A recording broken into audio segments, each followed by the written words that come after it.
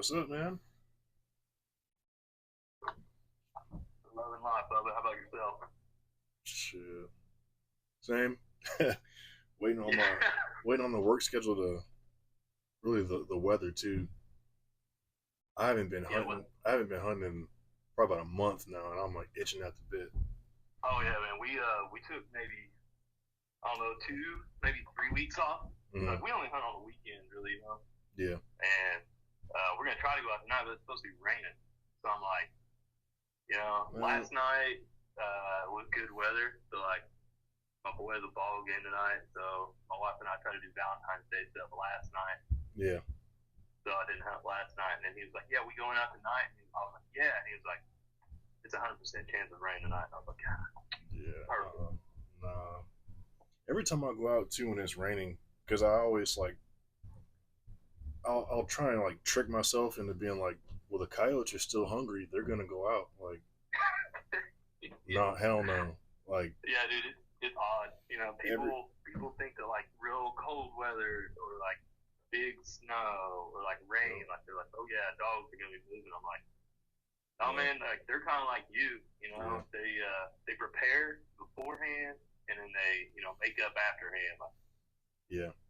Because like so every time I've gone out when the weather's been shit, where I try and trick myself into saying they're gonna be out there, they're so hungry.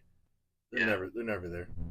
no, dude, They're no, it's e- every single every time everything else is out. Like I'll see bunnies and possums and yeah, armadillos, no dogs. yeah, I know. A lot of times, too. Uh, I'm a big like wise tale believer. Like you hear old farmers tell you like, hey man, if the cows are up on their feet, Mm, deer and dogs are gonna be up on their feet. If the cows are, laying down in the field, everything else is gonna be laid up too. mm. It's like usually when we go out, we'll be driving past some of these pastures and we're like, I don't know, man, most of the cats, they're all on the ground. I don't know about tonight. So I've only found that to be true with like if I see the deer come into the field yeah, and then like 10, 15 minutes later they bed down, then I'll just go somewhere else because I'm like yeah, they came from over there yeah, and now they're chilling over here. I'm like, there's probably nothing from point A to point B, so I'll go where they right. haven't been. But there's been plenty of times where I've seen like cows bedded down and dogs just come Yeah, right up we've seen behind them. it too. We've seen it too. And I'll always tell people, I'm like, you can go out on any given night and kill a coyote, right? Like, there's always going to be like one or two that's going to be like the exception and not the rule. Yeah, But it's like, man, on the nights that you go out and you call in four, five, six, seven dogs, that's the night when like everything's moving. You yeah, see plenty of activity from all kinds of wildlife. Like, it's it's odd, you know what I mean? So and that's the thing too. Like what that I've noticed since uh, hunting coyotes is like, while yeah, they have their typical behaviors, but they do experiment with just random shit. hundred Like percent. I don't want to say they're unpredictable, but they'll do stuff that's not in their norm too. Yeah, I mean they're still a wild animal, right? It's Yeah. like I'm a big deer hunter. Like whenever it comes to bow hunting, like Hmm. that's my life. And I tell people all the time, I'm like that buck I'm usually chasing that first week of October whenever our bow season comes in. Hmm. They're like, man, why you hunt so much during October? It's not even prime time. And I'm like, you have to understand that buck, he's still on like his summer pattern, and Yeah. I can really nail down his pattern in the month of October, and it gives me a higher chance of running into that buck.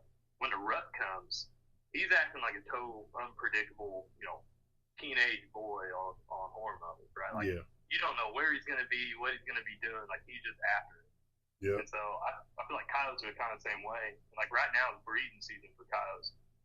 Yeah. So right now a lot of times we call in females. Like believe it or not, we've called in a few pairs during breeding season, but most of the time it'll be like single females during Mm. breeding season. And it's like the males, if that female leaves, like he's only thinking about her. So and like breeding. So if she's trying to go pick a fight somewhere, he's usually gonna be like, either A, she's in heat, I'm gonna follow her, or B, I'm moseying off next to the next female. Yeah. She might be easier for me to breed since this one's focused on something else. I'm glad you brought that up too, because that's one of the questions I have later on. We can get into it now. But it seems like a lot of people, a lot of new hunters, they go on YouTube, they probably look at Amatine and they always hear like Yeah. Jackrabbit, in distress, or Yeah. it's like Pound Town, like it's just fighting. And I'm like, maybe you should try and like, and no offense to the newer hunters, whether they don't know what they're doing is wrong or not, but like that e-collar or that mouth collar or hand collar, whatever you're using, you're trying to trick the animal. So if it's breeding season, maybe play some shit that caters more towards what the actual animal is doing. Yeah. Or if it's like, what they call it, bust up season, where they kick everybody out the den, play some sounds that cater towards the newer or the younger coyotes, because they don't know any better. So you can kind of experiment a little with what you can get away with. But these long in the tooth dogs, these older cats, like, you can't just play Jackrabbit in distress all night long, and they're gonna be like, that don't sound right, I'm not going over there. Yeah, especially if they've been called to or shot at or shined. Yeah. Like, I don't know how it is down where you're at, but like I'm in like small town, rural southern Indiana. Mm-hmm. Every fella around me, I can't throw a rock at somebody's house and they don't have a thermal in a box throw. Right? Yeah. So it's pretty competitive in terms of like, number one, trying to get spots, that haven't been overhunted by somebody else in the past. Yeah. Or trying to get spots that don't neighbor a place that's like that, right? So, yeah. There's not a ton of huge tracts of open land down here. This is more like mini Appalachia here, like hills and hollers kind of deal. Mm-hmm. And so, you have your big like river and creek bottoms where you do most of your calling, cow pastures and hay fields, that are open, on the tops of ridges and in the bottoms. Like trying to get those long in the tooth dogs, like you said, the ones that are seasoned and a big call to and shot at, you really gotta like start to play it smart. Yeah. Even I'm not so much sure anymore that like the particular sound that you're using, a lot of people are like, oh, well, I don't run any of these sounds because everybody runs these sounds. So those guys have all heard that. Mm-hmm. It's like, I don't know if that matters as much anymore compared to like how and when you play that sound. Yeah. Or like even your setup in that field. Yeah. You know what I mean? Like just for example, like we were going to this spot and we've been hunting for a few years, and we usually only hit our spots maybe 3-4 times max a year. We got quite a few spots to hit, so we kind of just cycle through them every few weeks.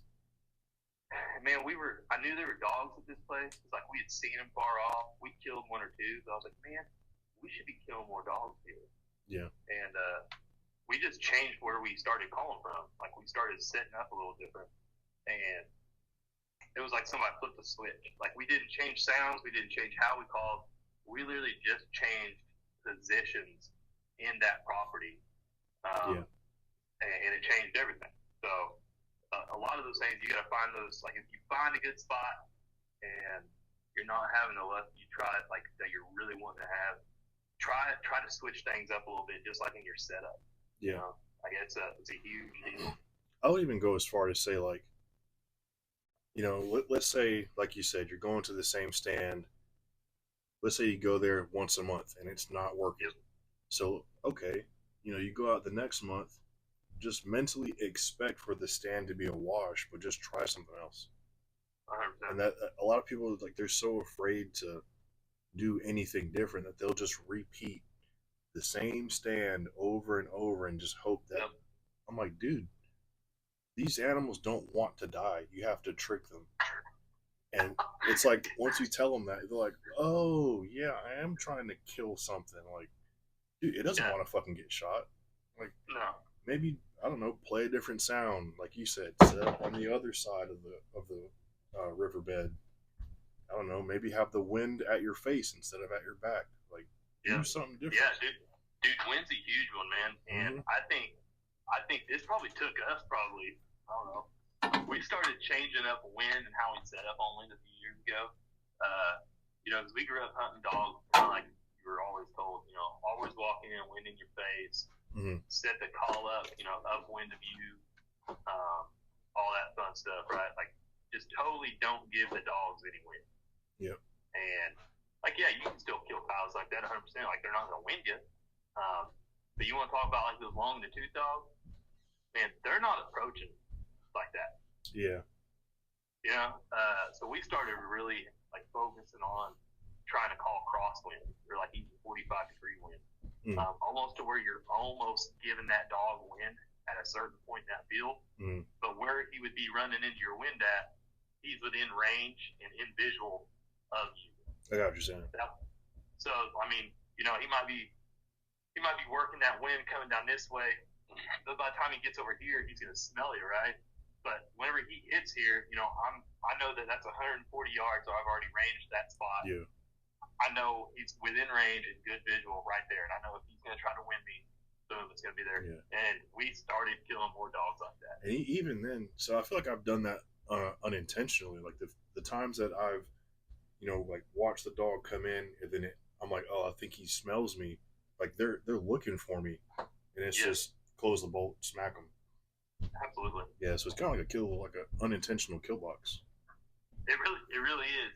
And there's a few guys that I've talked to. Some of these guys are like more out west, like think of like Kansas, South Dakota, Oklahoma type deal. And they kill a bunch of dogs, right? Like there's so much public land out there and like wide open prairie. It's nothing for those old boys to go out and kill, 16, 17 dogs in a night. Yeah. And I was talking to them about wind, and they're like, I'm gonna be dead honest with you, man. He was like, we pay no mind to wind it. I was like, what do you mean? He's like, well, you have to understand, in our part of the country, these dogs can approach you 360 degrees. Yeah, so flat. Yeah, he's like, well, so why would you like worry about? Well, I can only hunt this on north wind. I can only hunt this on east wind. He's like, you go to these spots, you can hunt them on any single wind, and expect dogs to come from any place. And so I started thinking about that. I was like, man, I got some spots that are like that. Like some spots, it's like you drive in and maybe 270 degrees around me is wood line surrounding the field, or maybe there's a creek bend, I'm in like an oxbow, right? And like the only place that I know they're not going to come from is right directly at my back, but they can come from all these other places. Yeah. It's like you start thinking about that and how you set up on those dogs. Like, yeah, I 100% think that factors into your success rate, not just with seeing dogs, because like there's been times where we've had dogs bust us, 300-400 yards out, and they won't stop. We don't want to like shoot at them and miss them and like spook them, right? It's like that dog just kind of trots off and you never see him again. It's like it also increases your chance of actually killing that dog, getting him in a good range, in a good shootable spot that you can make contact with him. Yeah, I agree. Like that's just stuff you learn, trial and error kind of deal. There's some people out there on the internet that are great sources of information, but for every one of those, you're going to see, twice as many that are just dog water. No, that's the thing too. Is I'd say more so in the hunting, not even just coyote hunting, but just hunting in general, is you really see these people that they don't want the trial and error. They want to come into it. They want, I don't hunt deer. I don't know. All I know is like an 8-point buck. I don't know if there's more than that.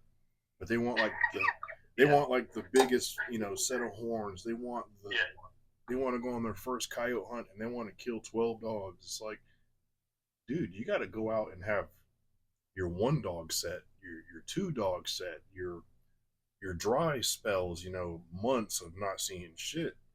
Yeah. But these dudes don't want it. They want to buy their Fox Pro. They want to buy the cheapest thermal they can. Yeah. They want to shoot fucking match ammo at dogs, and I'm like, dude, like this ain't how. It's not how it works, man. Like, yeah, I know that people will try to like skimp, for everything just to go have fun. And I mean, we've all done it, right? Yeah. And you're able to, if you're only going to go out a few times a year, like you're not going to take it seriously, Yes. I'm like, yeah, dude, go for it. Do what you want.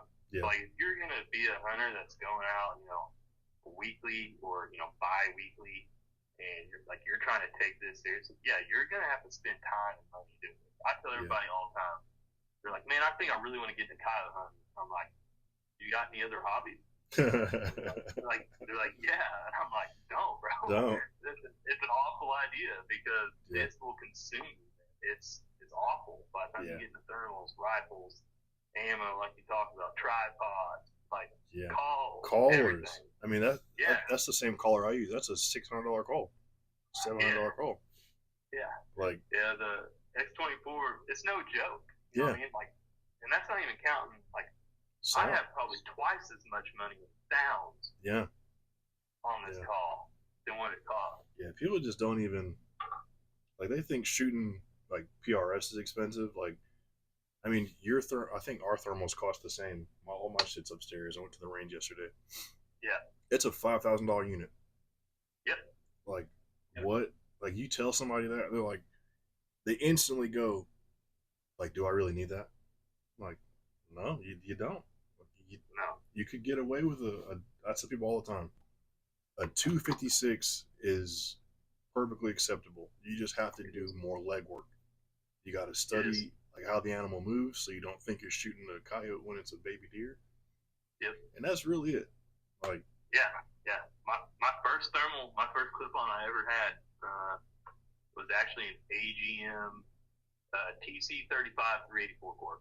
I bought that during COVID, I think. I was right when they came out. And I killed a bunch of dogs with it, right? And I'd been coyote hunting for so long before that.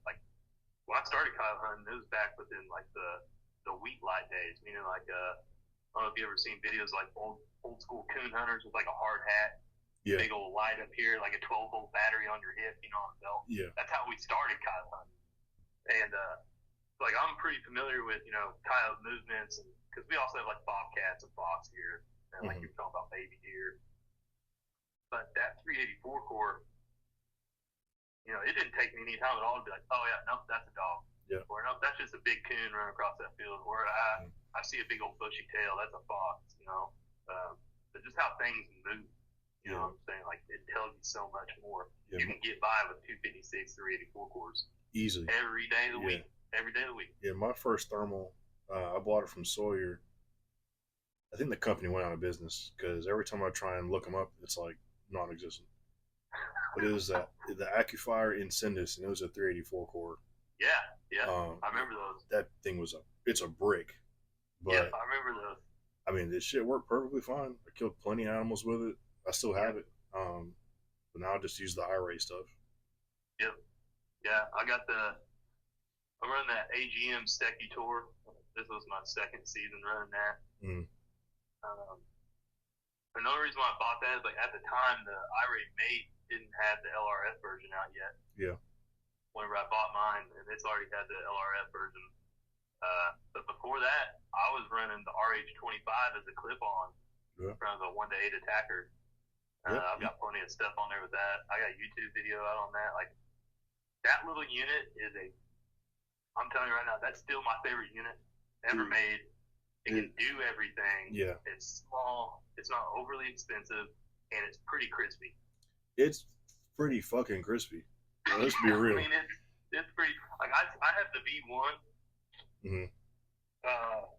I bought it whenever they first came out. I think I was actually one of the first people in my area to have one. Did you rattle can? You rattle can? It's actually Ranger rat. Oh, that shit goes hard as fuck, dude. Yeah, dude. I rattle can the end cap. That's just a Butler Creek end cap. The focus issue you had on these with losing zero. Well, whenever it's touching the battery cap like that, I know that that's my in focus. Okay. So it's just a reference point whenever I was using it. Oh yeah. As a clip on. But yeah, now it lives on the old bucket with the PBS 14. What bridge are you using? This is the Mod Armory, the MA bridge. Okay. It's on a Wilcox, but it's fully adjustable. got QDs on there, which was dope because whenever I was taking it off of here and then clipping it down on my rifle, people are like, "Man, is that tough to do?" And I was like, "No, like I would scan with it on my helmet. Whenever a dog, like when I saw a dog walk into the field, you know, I would literally just reach up, unclip it, clip it on the ADM mount, and go." Yeah. It's like a 2-second thing, even in the dark. Now, night vision saved my butt a few times though, because like I say, whenever I saw a dog coming in, you know, I would transfer it down. But there were times where, you know, dogs pop out 50 yards to your right out of the tree line, and luckily I had my PVS 14 on, and I would just swing around and I run a top dot on my rifle. I would just swing around and shoot passively through the top dot. Okay. Yeah, I was about to ask if you ran a laser, but I don't think you do. No, I don't run a laser on my long gun. I used to have a D-ball. The bulky one? No, I had a D2 on my shorty for a while, and it was just a brick. Yeah, I got rid of the D2. I had like the smaller. They kind of look like the A2s. It might have been an A3. It was like, yeah, it kind of looked like an A3. It was actually the older one. I'm trying to remember what they're called, but they're that size footprint, and it's like the cheapest one. They don't even make them anymore. It had like IR. Is it the I squared? Yeah, I think it was the I squared.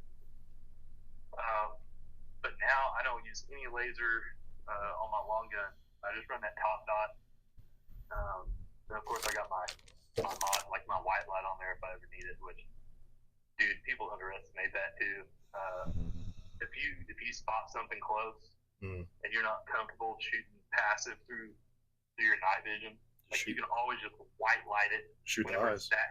Yeah, you can always just white light it, and when it's that close, that mod light, I mean, it lights it up like it's full body shot. Yeah. You know, it's super identifiable. I run the SMS Trinity now on my 11.5 on my shorty. That's that new. It's like the it looks like an Ingall clone. Yeah, the little laser. It's small. Yeah, dude, and it's like $350. How do you like it? It's so nice, man. Really?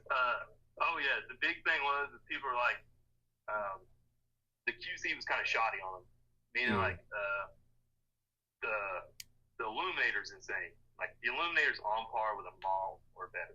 No joke. But the laser, people were having issues. Some people were having issues with the laser losing zero. But they basically were like, listen, if it's gonna lose zero, it's gonna happen between the first 0 and 500 rounds you put on the unit. If it's keeping zero after that, he's like, you got a good one. And I've got a little over 500 rounds on mine now, and it's still holding zero. So I was like, So, but for $350, like the illuminator's worth $350. Yeah, that's pretty sick. Like a Kiji is what, $750?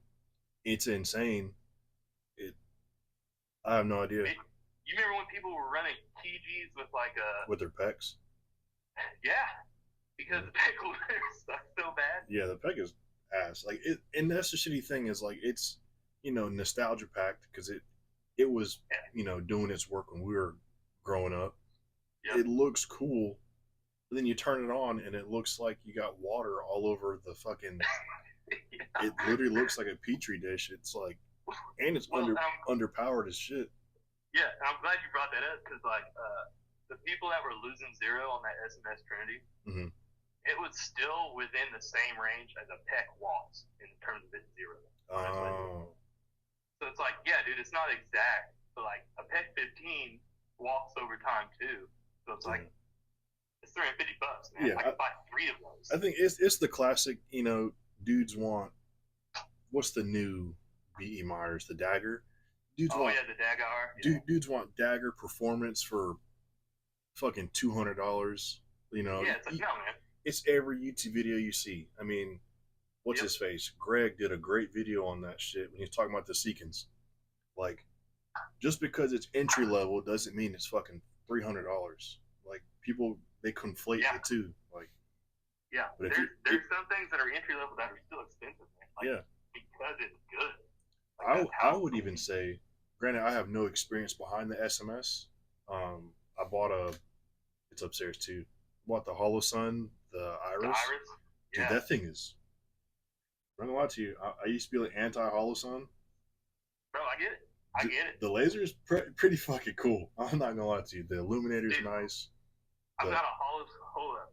You say you've been like that about hollow sun. I have 2 hollow sun dogs. Okay. Mm-hmm. I bought them brand new whenever they first came out. They were the first closed emitters on the market. The 509s.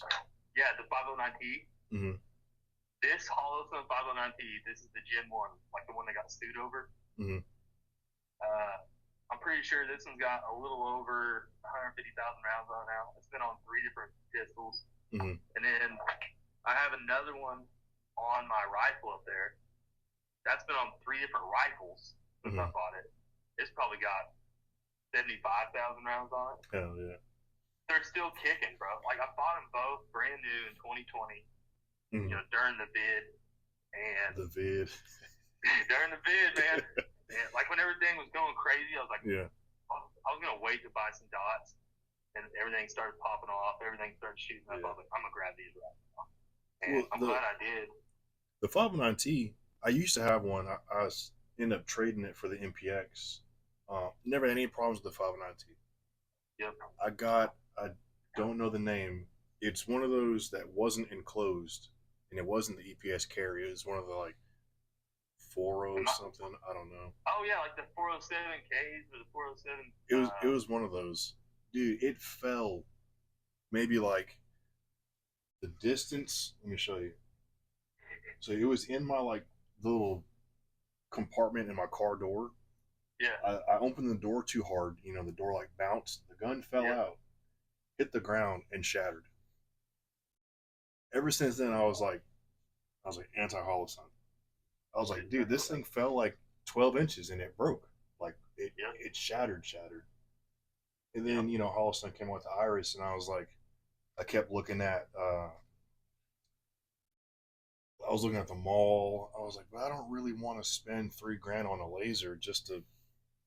I was like, fuck it, I'll buy this hollow sun just to fuck around with it. Yeah, I don't use the lamb enough. Very nice. Like, yeah. Justify that. You know what I mean? I use my thermal all the time. I'm gonna spend some money on a thermal. Like as far as the lamb, like listen, I don't know about you, man, but like I'm not a cool pipe hitting door kicker. No. Right? Like no. I'm out larping with my boys. I do some night shoots. Mm. You know, I go for walks at night. I might pop a few critters here and there. Yeah. That's what I'm using a land for. I'm not out there getting wild with it. You know? I agree. If I was a professional, you know, like that was my job, yeah, dog, I'm going to spend some money on the land. If I'm going to be a door kicker, I need CQB capabilities, like, yeah, I'm going to do that. But I don't, homie. Like, it's not that big a deal. A white light goes a long way, man. Yeah, and that's some people, I think everything is goes back to training. Because if shit really hit the fan, you could aim with your light. Every day. If it's close enough, I'd see even inside of 50 yards. Oh yeah. If your light, you know, you got your light set up on the right side of your gun, and this is a oh shit moment where everything is broken except your light somehow. Your light is on the right side of your gun. Your bullets are going to go to the left of the center of the light. Easy day. That's all you got to do. Just put the light on and fucking shoot. Like the light's here, you're going to hit them here. Oh well. Like, but dude, people just want bomb-proof everything, and they want to spend. It all comes down to that training thing, man. Like, somebody who is super well trained. I tell people this all the time. Well, people still give me shit about hunting with like 5.56, right? Like, I kill quite a few dogs in my area. Yeah. And everybody's like, "What do you run?" You know, you see that new 25 Creedmoor they got? You don't try that? You got 6 Creedmoor? And I'm like, homie, I've been running a 5.56 gun for dogs since like 2016. Yeah. They're like, really? I'm like, yeah. They're like, why? I'm like, well, to be honest with you, I spend so much time behind that rifle. Like, it's the rifle that I know its capability is like the back of my hand. Yeah. You know, it's like an extension of me. Like, I do everything with that rifle. If I had to pick up one rifle tomorrow and do everything with it, it'd still be my 18-inch SPR. And people are like, well, that's kind of crazy. I'm like, you think that, but I can realistically shoot anything up close with it. I can shoot anything out to 5, 6, 700 yards if I really needed to with it. I have a ton of rounds on it. that's what I'm comfortable with. So that's what I'm going to throw on top of the tripod and hunt dogs with. Because people are like, yeah, I didn't have good luck with that round on coyotes.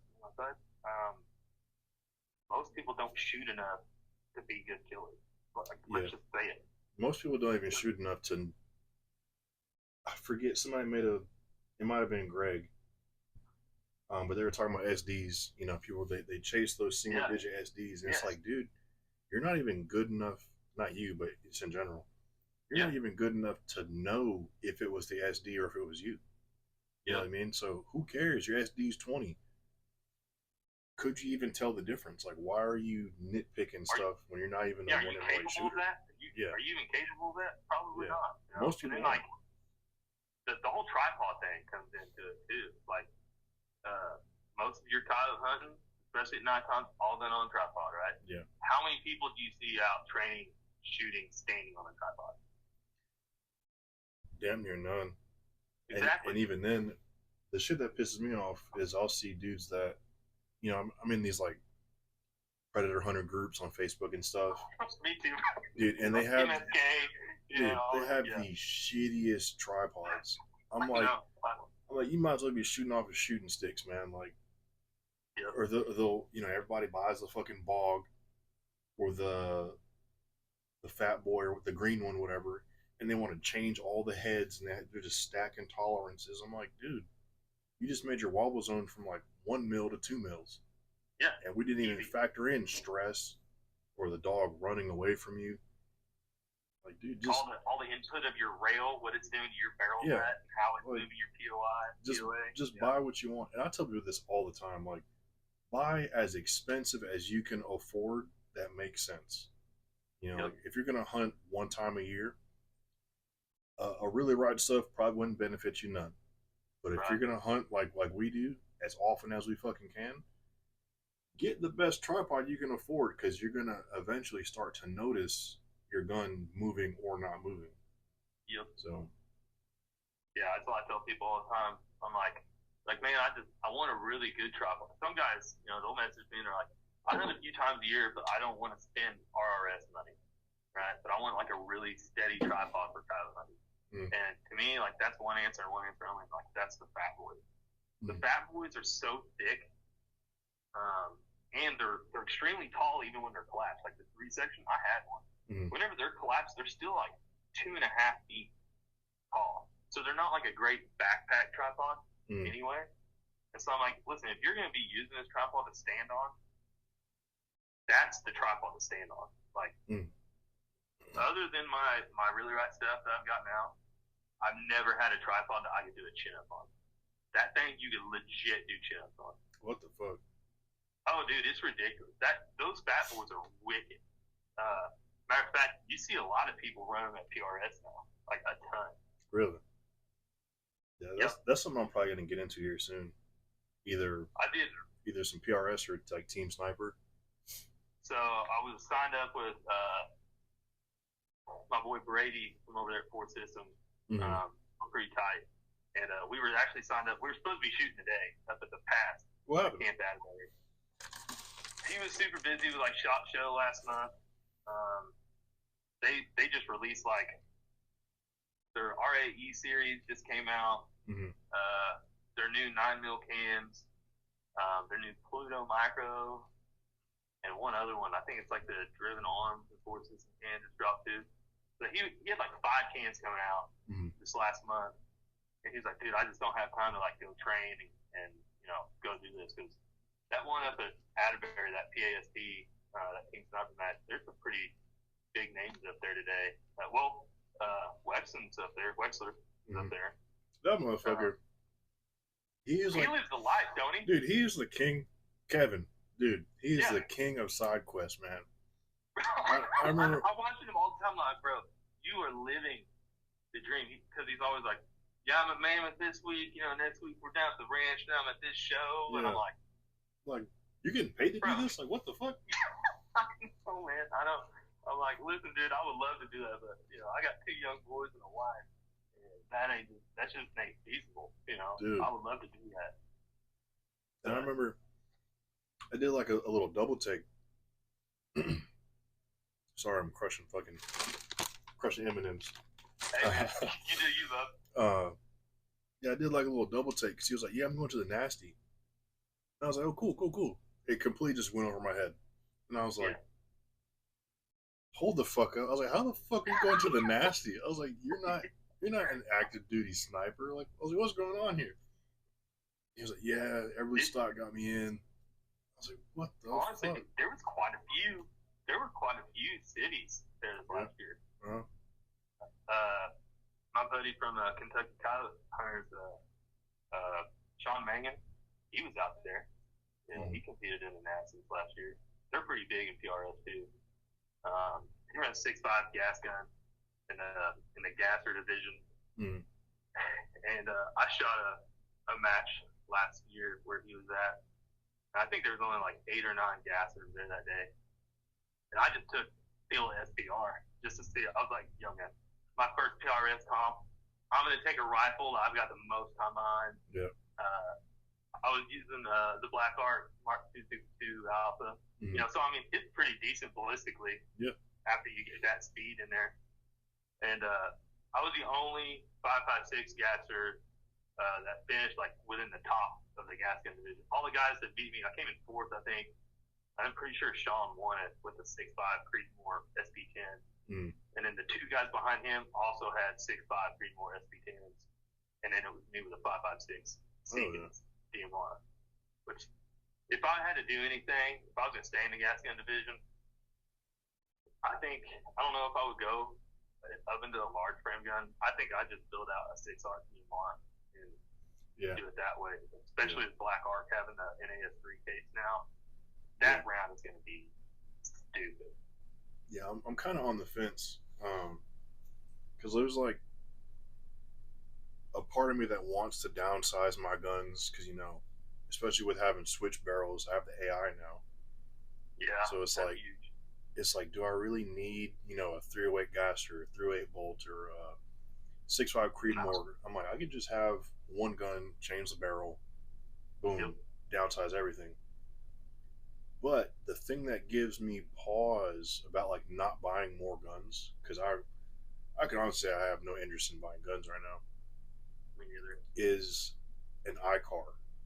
Like if a 6-arc iCar comes out at a competitive price, I would probably consider buying it, just because it's that perfect middle ground in between, you know, maneuverability and wind deflection.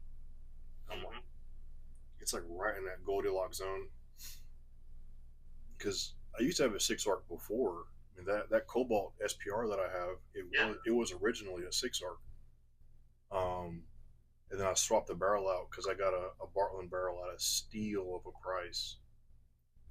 So I just put the Bartlein barrel in the Cobalt.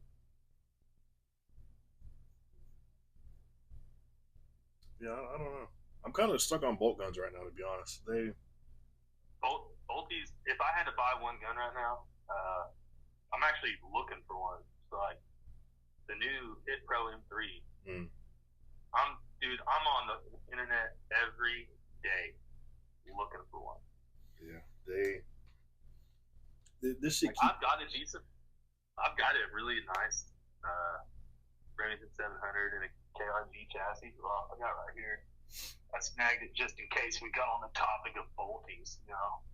Dude, why don't you fucking shoot that thing more? That thing is sick. Oh yeah, dude, I love it. That thing is fucking sick, man. Yeah, bro. It's a 700 LTR police, but it was a SWAT. This gun was actually like made by Remington for specifications for LAPD SWAT. And so it's got the 20-inch bluted barrel. I don't know if this action was worked over because I might have used, like, this is by far the chillest 700 action I have ever used in my life. It's smooth. It's ridiculous. Is that a 4 to 20 up top? Yep. Attacker 4 to 20 up top with the Mil XT reticle, which is like my favorite reticle of all time. Yeah, dude. I'm not gonna, all due respect, you're bullshitting right now. Dude.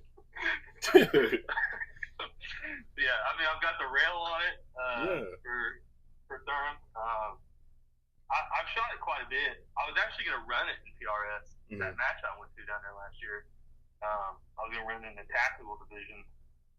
It's a 308? But I was like, yeah, 308. Which, 308, it's only a 20-inch barrel. So, I mean, that 20-inch barrel range of 308, it's like, yeah, it can get you there. Like, if you really know what you're doing. Like, you got to put some legwork in with a 20-inch 308. Especially whenever you're competing with dudes that are running, 26-inch full bowl 308 built rifles. But this rifle here, I don't know if it's ever been blueprinted or trued. But on average, like my best group I've ever shot 10 rounds with was about 0.3, 0.4 MOA. So on average, I'm at like a 0.6, 0.7 10 round group with factory ammo. So yeah. I think it goes. I think it goes back to what are you trying to do with the gun though? Because like, I mean, even my AI, like a 16.5-inch 308, it's not built for PRS. You know what I mean? So, like, it doesn't look. It might be switch barrel. No, that's a gas port. You know. Yeah, that's an overpressure port. This is an old. So when Remington made this rifle, this was actually made in like 2010. It actually came in an HS Precision stock. I still have it. Threw it in a KRG Whiskey 3-Polar chassis just because KRG chassis are live if you're gonna put anything on a gun. They go hard. But they're so nice. Yeah. And they're so modular. Like they make so much stuff. These chassis. You can make them to where like they have a fully enclosed 4-in now. You can put a spigot on the end of your bipod. To get it like lower center of gravity. You can swap out different mag wells, thumb rests. Like, there's so much you can do with the KRG chassis. It's ridiculous. Yeah. And I actually got this one on sale. It was a demo unit that the chassis was. You buy it from Mile High? Yeah. Dude, I sure did. As soon as you said demo, I fucking knew it. Whenever he has those demo deals, dude, I'm like, absolutely. I scour the fuck out of Mile High. So, yeah, to the people that are going to watch this, you ever want fucking steals? Euro Optic Blims, Euro Optic used optics, Mile High auctions, and Mile High used or police trade-ins. I'm gonna tell you another one too. So, whenever I did that PRS comp, we're doing a few PRS comps this year. My buddy at Fort Citizens, Brady, one of the owners, and like our friend group, we're just shooting a couple more PRS matches this year. So I went ahead and like got a PRS membership, right? I think it's like $80 or $100 or something like that for a PRS membership yearly. You get all these different discounts being a PRS member for a bunch of different companies. Your Optic being one of them. MDT's another. Really? Oh yeah, dude. There's a bunch of different deals that you get. So I think now, like, I log into my Euro Optic, and I think it's like 10 to 15% off just for being a PRS member. While we're on that topic, and we're kind of just on a roll, this is the first question, because, when I go on Euro Optic, when I created my account, it's I have a military background, and now I'm in law enforcement, so I get those discounts. Do you have like a military law enforcement background, or are you just straight up a coyote killer? Dude, I'm like the educated redneck that your mama warned you about with all his teeth. Hell yeah, with all his teeth. Yeah, dude, I have no military or law enforcement background. Mainly just grew up in a family of some pretty hardcore hunters. My dad and my grandpa, they were firefighters. So they were in that, first responder field. I grew up around it. I was a volunteer firefighter for a while. I actually wanted to be a naval aviator out of high school. And I was actually a pretty smart kid. Scored pretty high on my ASVAB. But I'm like legally deaf. And the Navy is so picky whenever it comes to like going into naval aviation. My goal was to go there, go through basic, go to college, and come back and do OCS, and then go into naval aviation. I wasn't gonna be able to do that. So ended up going to school. I was pre-medicine for 3.5 years, switched majors to focus on chemistry. Got out, landed a job at a medical device manufacturer, and I'm an engineer now. So, yeah, man, I got a bunch of buddies in LE and Mill, and we a lot of us train and shoot together and stuff like that. So that's kind of why I'm so involved in some of these training classes and PRS and stuff like that. So two of my best friends, one works for a Fed agency that I'm not gonna name, and then the other works for our local municipality here. And he's probably one of the best shots with a pistol in Indiana. And I'm not fronting at all. Like when I say that, I'm not just because I know him. Him and the other guy, they run a range here. They host a bunch of classes like Chuck Pressford, Bill Blowers, Kyle D4, Shrek. Those are some heavy hitters. Yeah, Yeti. Steve Fisher. Me and Yeti talk all the time. Pretty tight with Chuck. I got a hat from Kyle D4. So I got a D4 hat. So you get a D4 hat, you're already I feel pretty big.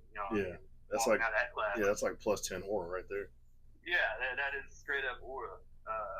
So yeah, Bill Blowers, I've trained with a lot of these guys, but it's because of my buddies. They're SWAT dudes, and matter of fact, one of them just won Top Shot at Indiana SWAT this last year. So that's how I kind of got into it. I just got really good friends that are in that type of work, and shooting and hunting has always been something that fascinated me. And being a man of science, if you will. Yeah. I'm pretty anal, whenever it comes to stuff. So I understand math and ballistics pretty well. I'm able to do that kind of stuff in my head on the fly. So everything just kind of clicked.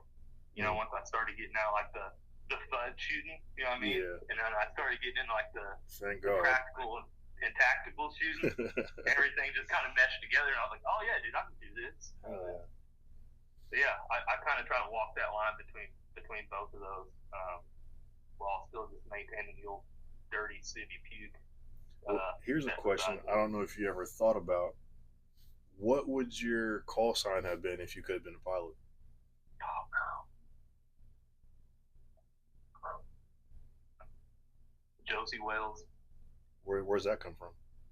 The Outlaw Josie Wales is a Clint Eastwood Western movie. Okay. Yeah, I'm big in old Westerns, dude. My papa was a big Western guy, so any old, black and white, up until, 90s Westerns, I can tell you everything about them. Yeah, my dad is, my dad, he lives with us.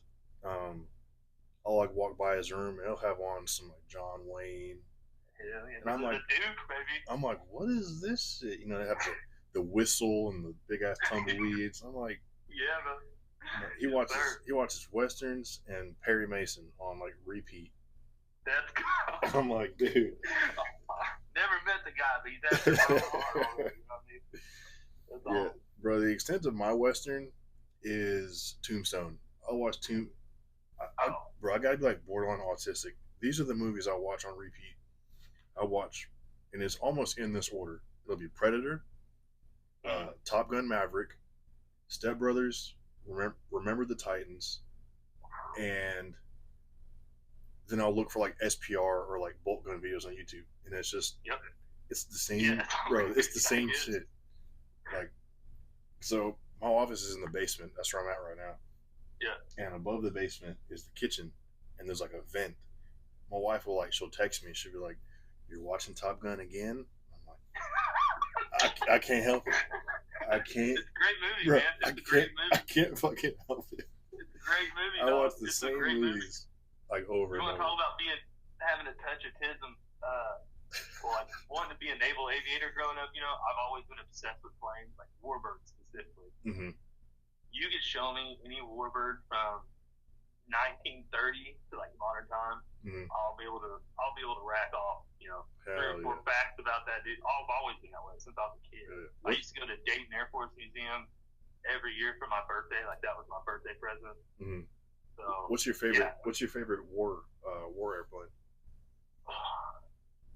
If it was a jet, if we're talking jet age, it's got to be the F-15 Strike Eagle, right? I mean, it's the GOAT. Yeah. If we're talking like propeller planes,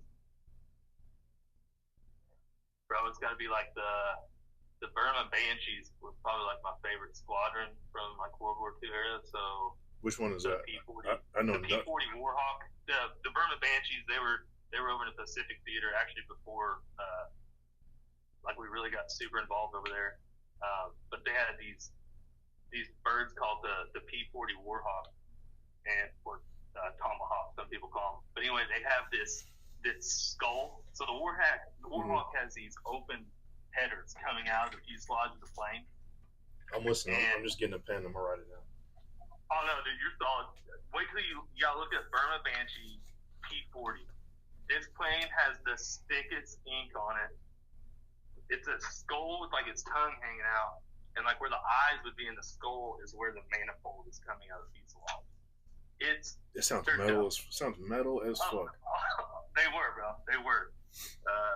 They were like some of the most accomplished people in World War II, and I think that's the big thing about like being autistic with that stuff is, yeah, you have cool planes, but you also like start learning about like these different squadrons and these different fighter groups and like what they did. You know what I mean? Like my son kind of has that tism about airplanes. He gets it from me.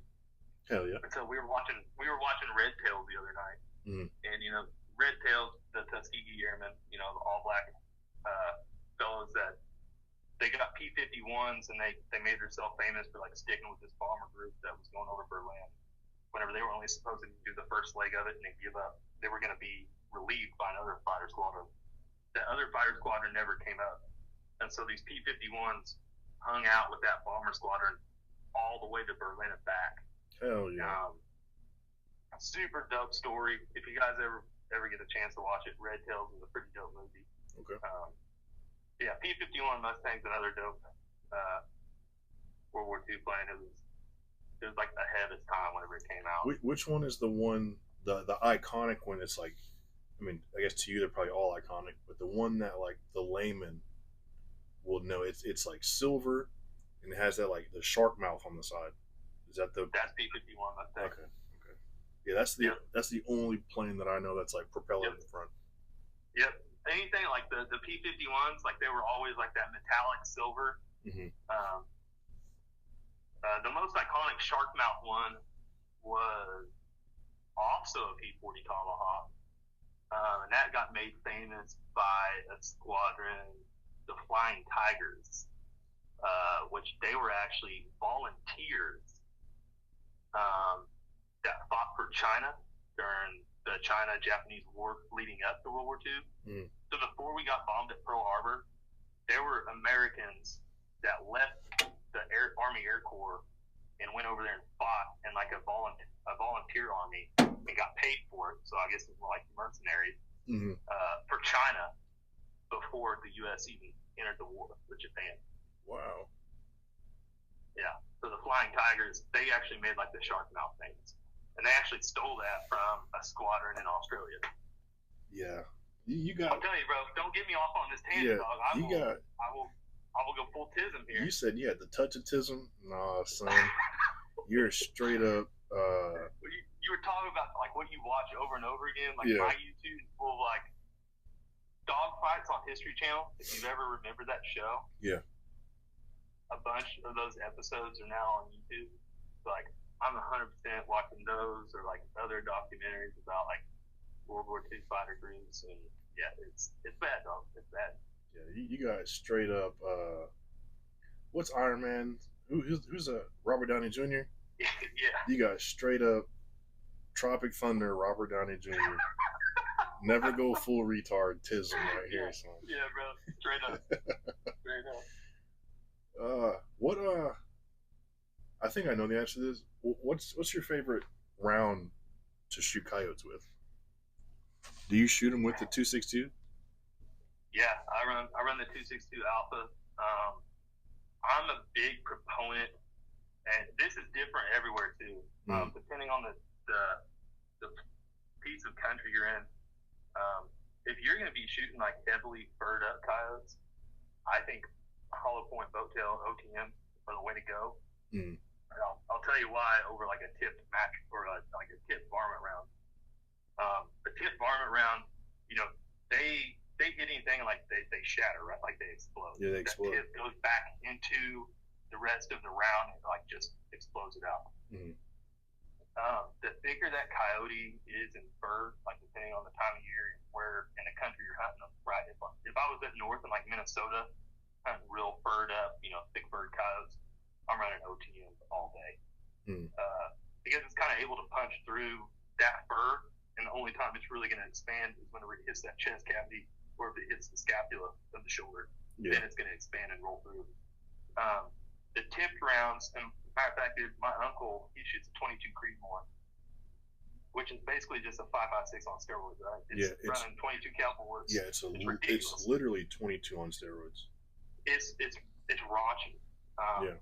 He's running 77 grain SMKs as well.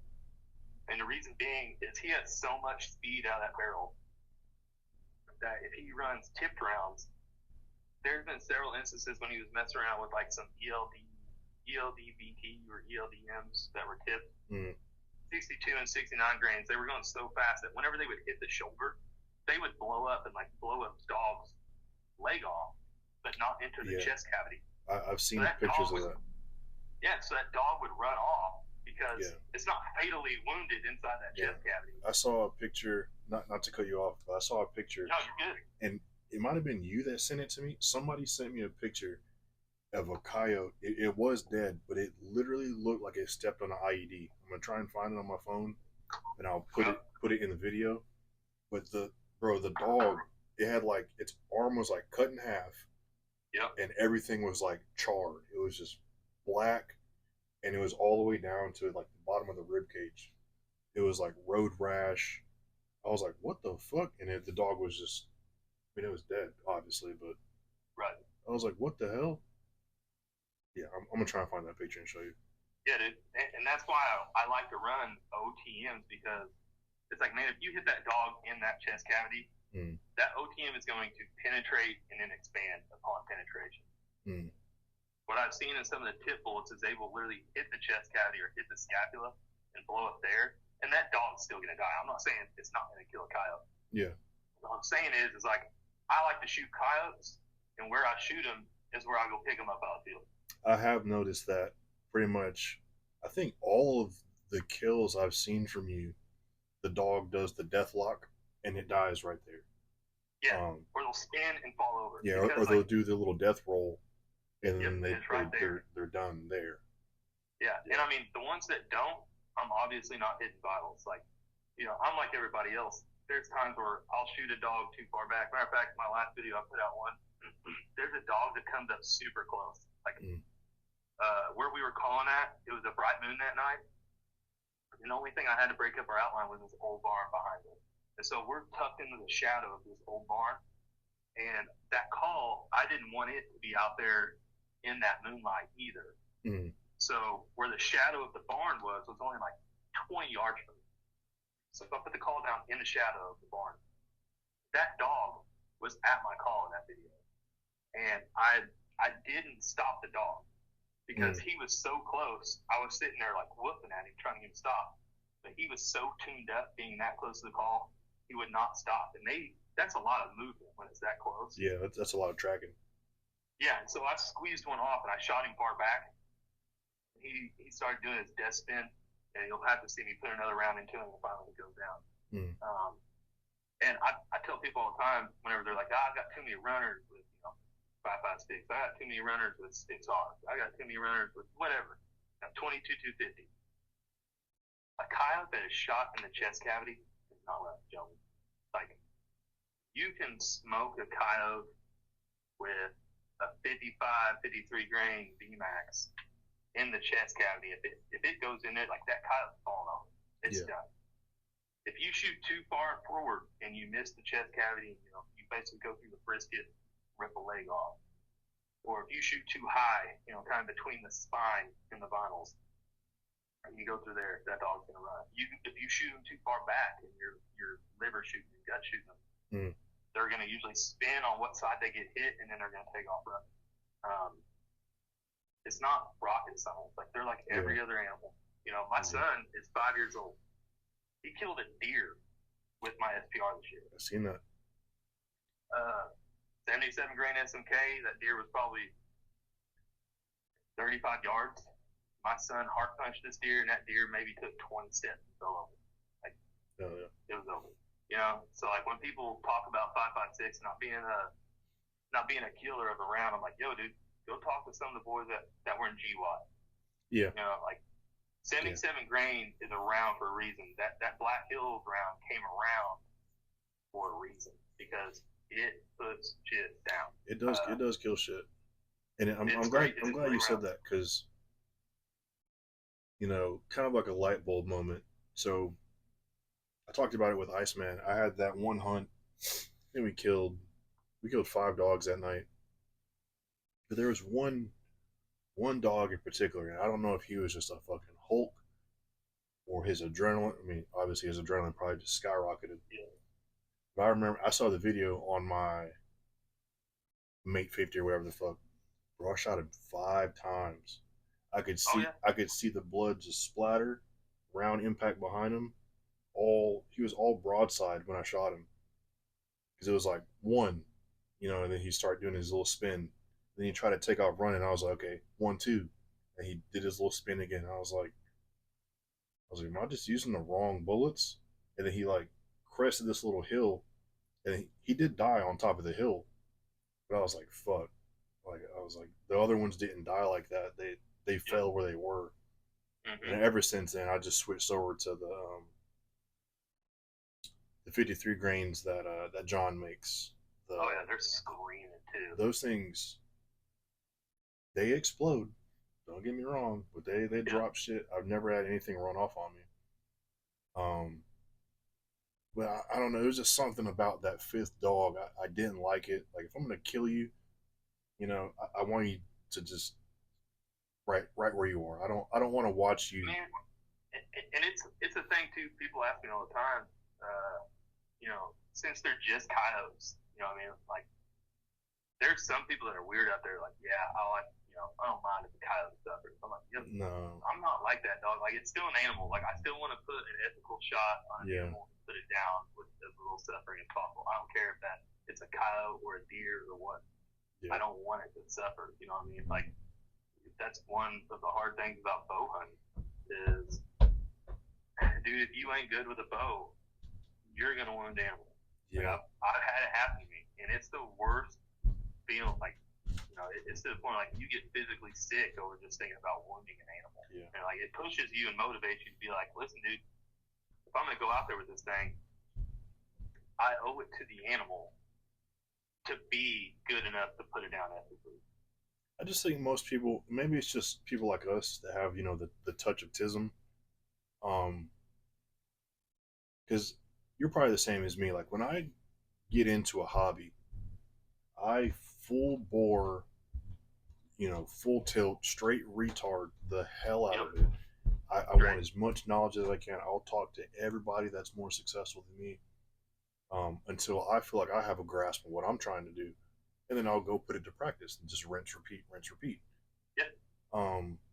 But I see it like, I mean, my DMs are full of it. Yours probably are too. Dudes that they're okay with shooting a coyote in the guts and watching its fucking entrails drag behind it, and they'll just go find it. I'm like, dude, why would you do that?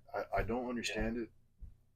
Maybe they're just sick in the head. I don't know, but dude, people are odd. And you know what? I'll even rope back into the question why you asked why I love 5.56 so much. It's because it's a round that's cheap enough for me to shoot so regularly with my rifle that I can get extremely familiar with that rifle and I can become efficient with it. When you get into like some of these other, you know, they're not Wildcat rounds anymore, but you know, I'll call them like the Gucci, you know, the bougie rounds. Like they're so expensive. The arcs and the people creeps. They're not going to spend the time and the ammo to shoot that gun enough to even be efficient with it, and then they're going to take it out hunting. Yeah. You know, if I'm going to go out hunting, that's why I love bow hunting so much. You know, I get a dozen arrows like every year. So I've got quite a few arrows now, but you know, all of my arrows, I spend so much time on making them fly correctly, during my target season, whenever I'm practicing for bow season. Because I want to be super efficient with that, and it doesn't cost me any more money other than that upfront cost. Right? Yeah, it's free. It's free to release it. Exactly. And so then you look at something like a rifle. It's like every time you squeeze that trigger, that's costing you money. Well, I want to be able to get as many reps as possible with that thing practicing without it costing me on the leg, and that's where 5.56 I think really shines. If you want to go back to it, people should spend more time with a bolt gun 22 or 10-22 Ruger, shooting off a tripod and honing in the fundamentals of shooting and being a killer. Then they'll be a good hunter. Yeah. Because there's two parts to hunting. It's the hunting and the calling and the coyote aspect, and then it's the point to where you finish the job, which is the killing part. And a lot of times, what I see is there's really good callers or really good shooters, and the people that excel at coyote hunting are the people that can bring both of those worlds together. Yeah. And that's why I love 5.56, because it doesn't cost me a ton of money to go out and shoot a couple thousand dollars. Yeah. Yeah, I definitely agree with that. I'm kind of same thought process. I just do it with 308. I shoot. Yeah, 308 is another great. Like where I work at, I can shoot 308 for free. So I just. Yeah, well, hey, man, I just acquire some 308. You got to be proficient at your career. Yeah, your day to day. Yeah. And I fully expect that. Men that carry a badge and wear a gun every day. Like, me and my police buddies talk about it all the time. Like, cops don't train enough, dog. Like, there's so many cops that are in those classes. But literally, like, the top 3 of those classes will usually be my 2 buddies that are really good shooters and me, City. It pisses me off so much. So we have this. Obviously, I'm not going to say what department. We have a range. And even the training division sergeant has told me, he's like, dude, you're the only one that comes here. It's going on 2 years now. I'd say 1 to 3 times a week I'm there, the only one. Yeah, dude, and that's why police get a bad rap. It's honestly because it's like those guys don't take their job serious. Yeah, and not even just shooting. Like, there's probably only like 4 people in my department that go to the gym, excluding me. So 5 total. Yeah. I'm like, dude, we get in fights at least once a weekend. Like, you gotta be physically fit, homie. That's what I'm saying. I'm like, dude, like, you shouldn't be reliant on, Spurge is on my shift, I'm good, because they do that. They're like, let's go serve warrants, let's get Spurge. I'm like, why I gotta always be with the one whooping somebody's ass? Why can't you go whoop somebody's ass on your own? Yeah. Like, I mean, I'll do it. Don't get me wrong. I like serving warrants. That shit's fun. Yeah. But, I mean, come on. Sometimes I want to just, do my little studying, because right now I'm studying for SWAT. I just want to study in my car, read up on some case law, and just woos off for the night. Like, I don't want to go kick indoors every shift. I will, but I don't want to. Well, dude, having 308 too, man, like bringing it back to that round. There's a reason why I have this whole gun, and this is I have a bunch of guns, okay, but most of my guns are butt guns, hunting rifles. Stuff that's been passed down to me, or my papa bought me, my dad bought me growing up. I got a bunch of different bolt rifles. I only have one, what I would call tactical bolt gun. That's the one you showed. That's one. Yeah, that's one I just showed. And there's a reason why I picked 308. It's because I truly believe that if you can become proficient in 308, if you pick up a 6.5, you're going to be that much better of a marksman with a 6.5 than you are with a 308, because the 308 is kind of an unforgiving round for a light bolt gun. Yeah. There's quite a bit of recoil. It takes really good fundamentals to be able to stay in it and see your shot. It's fairly on the cheap side, although 6.5 Creedmoor and 308 match ammo now are kind of damn near the same price. Yeah.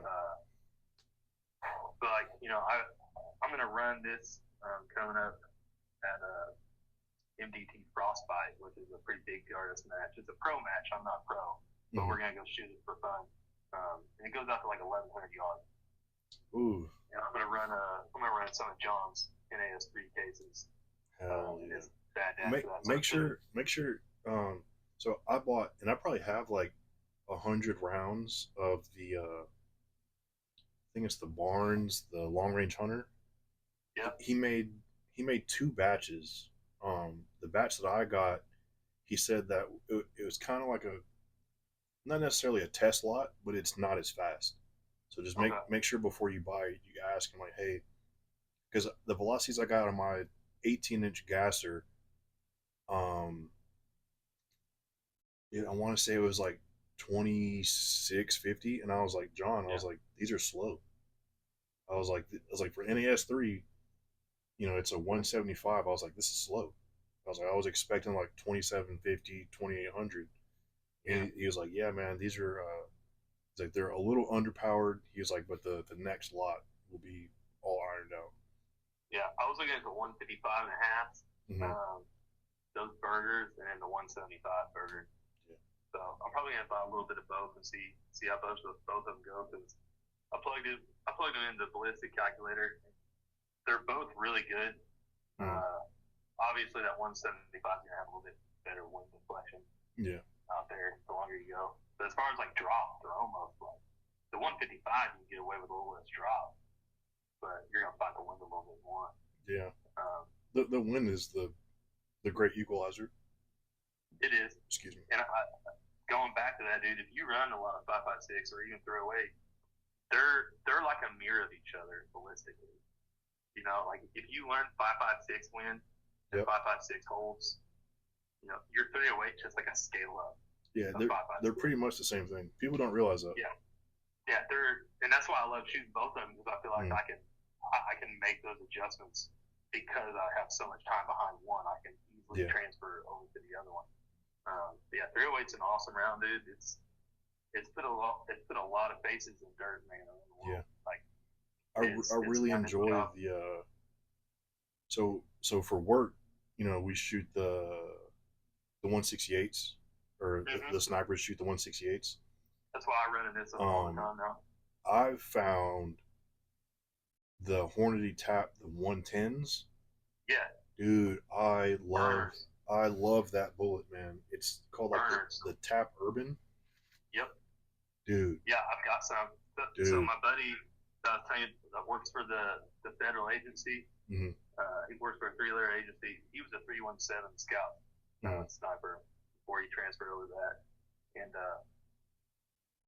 he's the one who told me, like, I was like, I want a bolt gun. I think about like getting a 6.531. He's like, hold up. Being a Marine, he was like, threw away his life. Yeah. He's like, if you buy 6.5, I'll murder you in your sleep. He's like, and whenever it comes to 308, like that dude just knew every good round out there. Mm-hmm. He gave me a stack of stuff, just boxes on boxes. He was like, go run this through it, go run this through it, go run this through it. Tell me what it likes, and like I'll hook you up. Because like tap rounds aren't easy to get if you're not law enforcement. So I actually had some of the 110 Urbans, and what's the other tap round? The heavy barrier. Yeah, heavy barrier. That thing is dog. That's bro. That is like the dog. That's like getting hit in the chest with a pointy sledgehammer at Mock Jesus. It just. Bro, so you know what they're using it for in his agency? What? They're building out. They're running 12.5. So for vehicle interdiction. I knew it. They're running 12.5. I believe it's 12.5 investments. Mm-hmm. Running that heavy barrier tap round, because like I don't know if you've ever done like a centrifuge class or anything. Mm-hmm. That was another class I've done, which we can go into that off of here because I got some juice for you on that. I want to hook your department up and tell you guys some stuff if you ever choose to do like a vehicle class. But anyway, I was doing BCQB, and one of the great visualizations you have in that class, not just like gunfighting round cards, but seeing what different rounds do to vehicles, your APs and pillars. And 5.56 and 9mm in a pillar, bro, it doesn't get through. Like I watched I think we were 2.5 mags with a 5.56 from like, I think it was just ball ammo, which should obviously be better penetrators than OTM, right? Mm-hmm. 2.5 mags from like, I don't know, 20 yards away, bumping into the same hole on a B pillar. That's how much it took to get through. So I mean, like, you know, we're talking 75 rounds. Yeah. Pulls out a 308 12.5 shorty, and it was just like your standard, was it 155 grain ball, 308. Boom, boom. The first and second round punched to the B pillar, and like everybody's eyes, they were just like, "Excuse me." Hold up. And so there's a bunch of 3-liter agencies now that are building out these short, you know, compact, maneuverable 308 guns just for vehicle interdiction, and they're using that heavy barrier tap round. That thing is nasty. It is nasty. It's dirty. But yeah, the whole vehicle interdiction thing, dude. We can get into that. That class opened my eyes to so much, bro. How to fight in and around a vehicle is wild. I pray to God that I never have to do anything, right? Yeah. Like CQB, or get any type of engagement, especially as a civilian. I definitely pray to God that I never get into a fight around a vehicle, because, bro, it's a knife match. It's a death trap. Yeah, it's a death trap. Ain't nobody really wins in a vehicle fight. Like, some people just come out on top. You know what I mean? Like, everybody's getting hurt. It's gonna be wild. And there's like there is a science to it. You know, it's like all VCV, vehicle close quarters style. But bro, it's a knife fight in the telephone booth. It's awful. Yeah. The most stressful shit. Like when we were doing sim rounds, we did like what they call King of the Hill. Mm-hmm. It's like you win a battle, like you go to the next guy and you keep going, kind of like knockout, you know? Yeah. Like I ran it that day. You know, it's probably just because like I was a little bit more athletic than most of the old, you know, cops in there. So I was able to dip, dive, and dodge a little bit better. We were doing it around like a Dodge Neon, you know, an old crashed out one. And doing that sim round, you know, that CQB, you're just mano a mano with a pistol. And I was like, dude, I never wanted to do this. It's exhausting. Yeah. Constantly moving, constantly checking for shit. I couldn't imagine doing it with like a full kit on. Like I legitimately couldn't, because like, you know, I'm a LARPer, right? I got kit. I'm a LARPer. Okay, I'm cool. Like, you know, whenever I set up my kit, I'm always trying to make sure now, like, that I'm able to be mobile in it, like legitimately, like, you know, can I do push-ups in this thing? Can I run in this thing? You know, can I roll around on the ground on this thing? And I don't feel like anybody thinks of that when they set up kit. Yeah, they don't. And they damn sure don't think about what it's like in a vehicle with all that kit on, trying to move around and do stuff with it. Yeah. It's a different ballgame. The shit that gets me is like, you see all these cool guys, you know,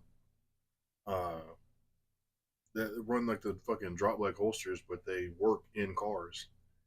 I'm like, are you fucking retarded? I'm like, how in the fuck are you gonna draw that gun? Like, natural reaction, draw a gun is like this. You go down and you go up. Yep. You're not gonna go back into your seat, elbow into your seat. You're gonna be elbowing your seat, like trying to move that holster so you can get it out. I'm like, drawback holsters will get you killed if you're in the car. You will 100%. I mean, dude, there's not even drop legs, but like, think about like a Savari land setup, right? With like a QLS port setup. Mm-hmm. You know, they make like the True North adapter plates and stuff. You know, they're like this freaking long. Yeah. And then they run down your leg. There were dudes in that class that were cutting those suckers with a Dremel.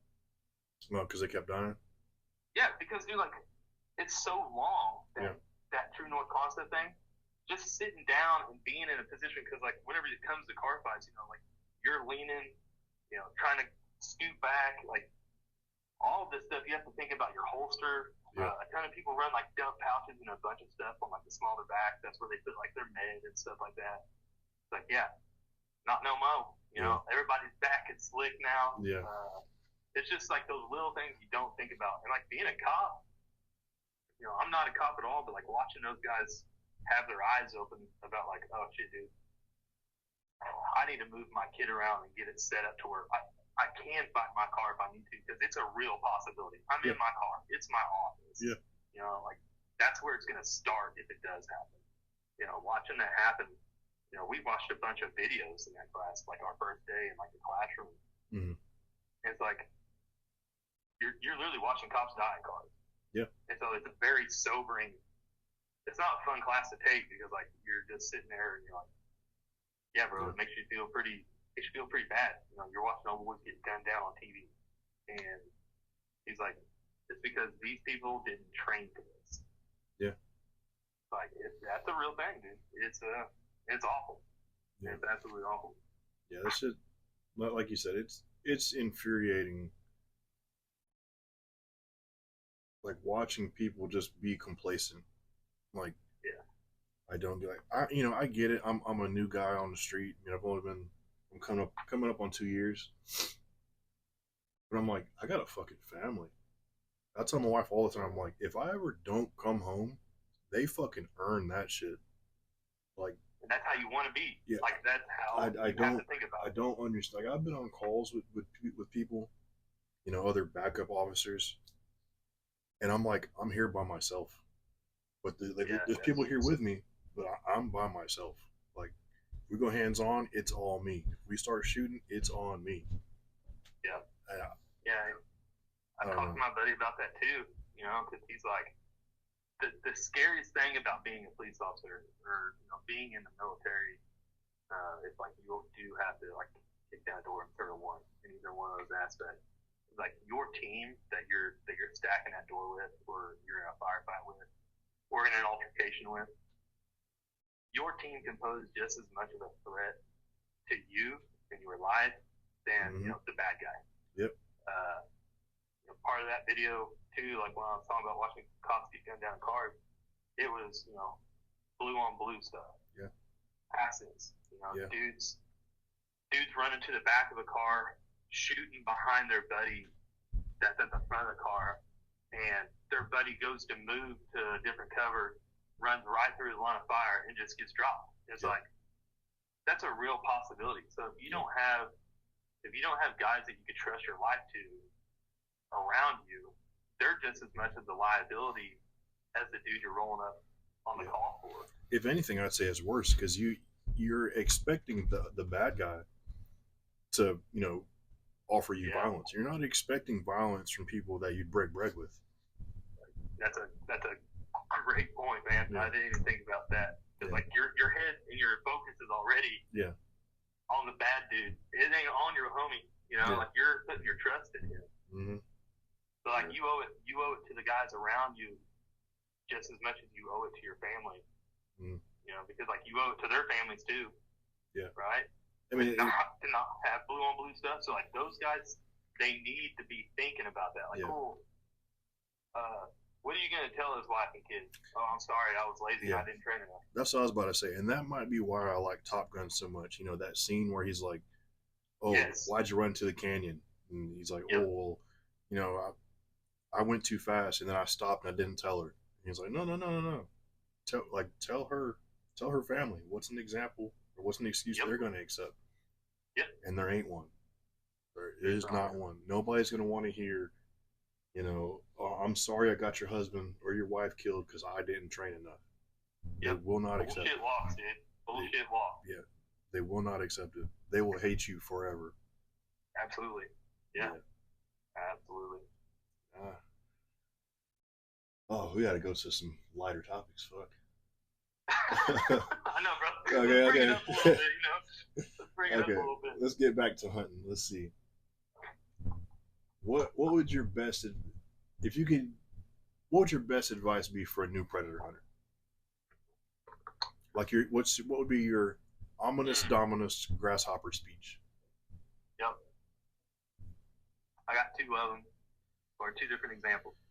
The first one is like, if you're new to an area and don't know people, you're gonna have to spend time knocking on doors and putting boots on the ground and just learning terrain.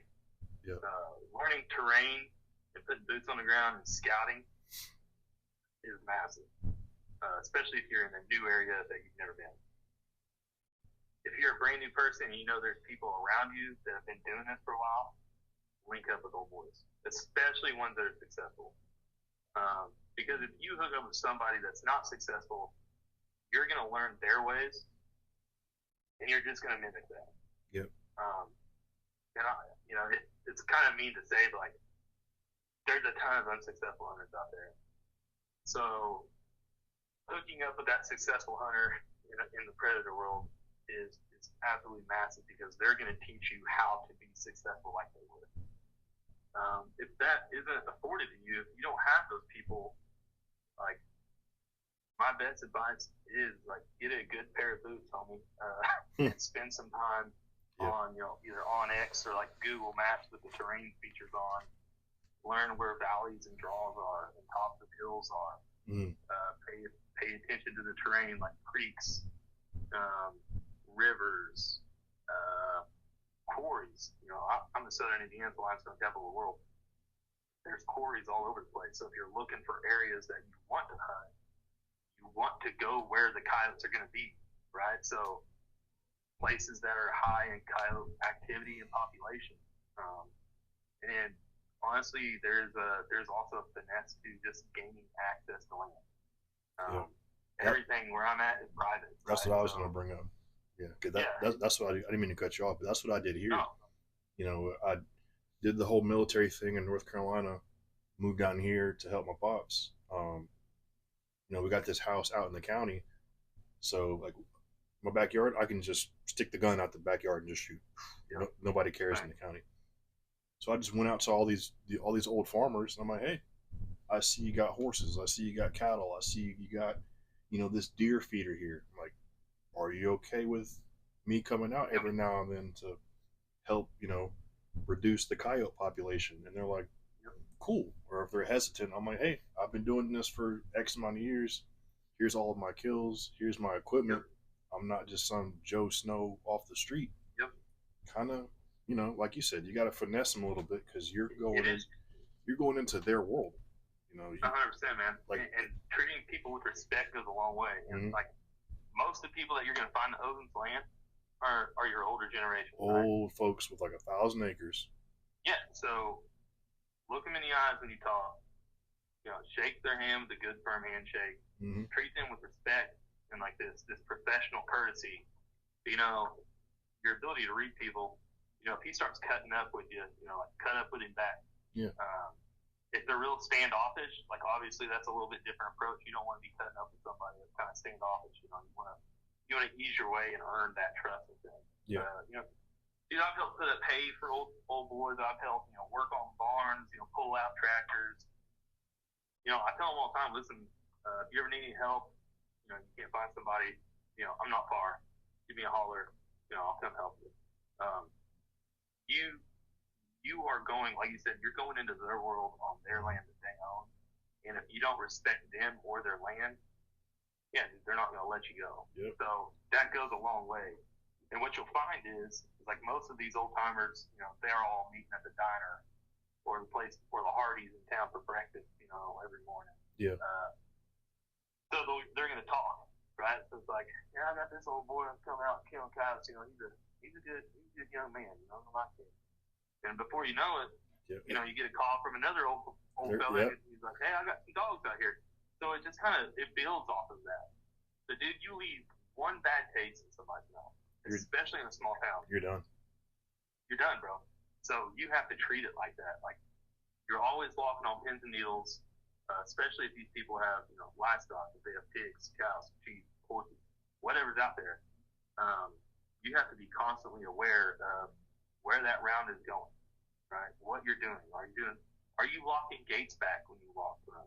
Yeah. Are you climbing over the middle gates instead of, on the side of the gate where it's connected to the post so you don't drag the gate down? Like, all those little things, how you respect their property goes a long way. It's huge. And that's probably my biggest advice to people is like, be a respectable person.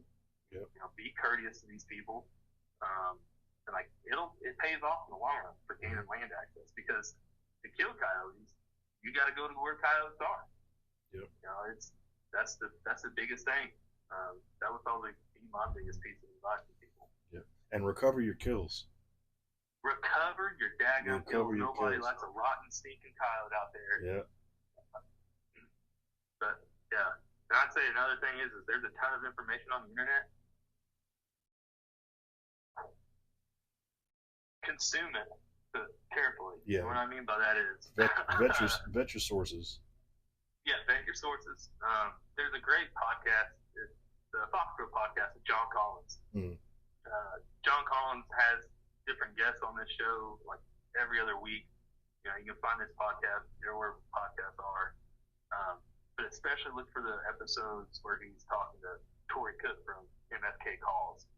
Because like they pretty much break down what time of year it is, what kind of sounds to play, you know, talk about different sequences, you know, how long do you play this sound, how loud do you play, how soft do you play, where your silent breaks at. They help do a lot of that part. So you can gain a lot of knowledge from that. And the other piece of it is just you're going to have to go out there and trial and error. But that is a great place to start, right? But that to me, the calling aspect of it isn't as hard as the land access. Yeah, because it's one thing when you're out there in the daytime, but then when you're out there at night, you know, and there's the obvious, you can't fucking see nothing. And then your mind, you know, it's night, your mind plays tricks on you. Every little branch, you're in an unfamiliar territory, so you're heightened paranoia, looking around at fucking everything, making noise unintentionally. Like, that's all stuff you got trained through, especially as a newer night hunter. Absolutely. Yeah, and some guys, I have most of my places here that I have access to, it's a lot easier to gain access to night hunt than it is day. Because a lot of these places are working farms, right? Like, it doesn't matter if it's Saturday or Sunday, old boy still got calves to feed. You know, he still got to go take hay out there. So if you're encroaching on his life, he ain't going to let you hunt. So, you know, but when them lights go off and old boy goes to bed at night, it's usually a lot easier to gain access like that. So that's why thermals are a big deal, because people don't like lights being shined through their fields, because, you know, people see those lights, neighbors call them, family members that drive by, whatever. Yeah. They don't like seeing lights in the field. Suppressors are huge. Huge. Massive. I would say a suppressor is just as important as your call or your gun or anything else you do. Yeah. I don't really care what suppressor you buy as long as it's a suppressor. I'm obviously going to do a shameless plug for Four Systems. Those are my boys.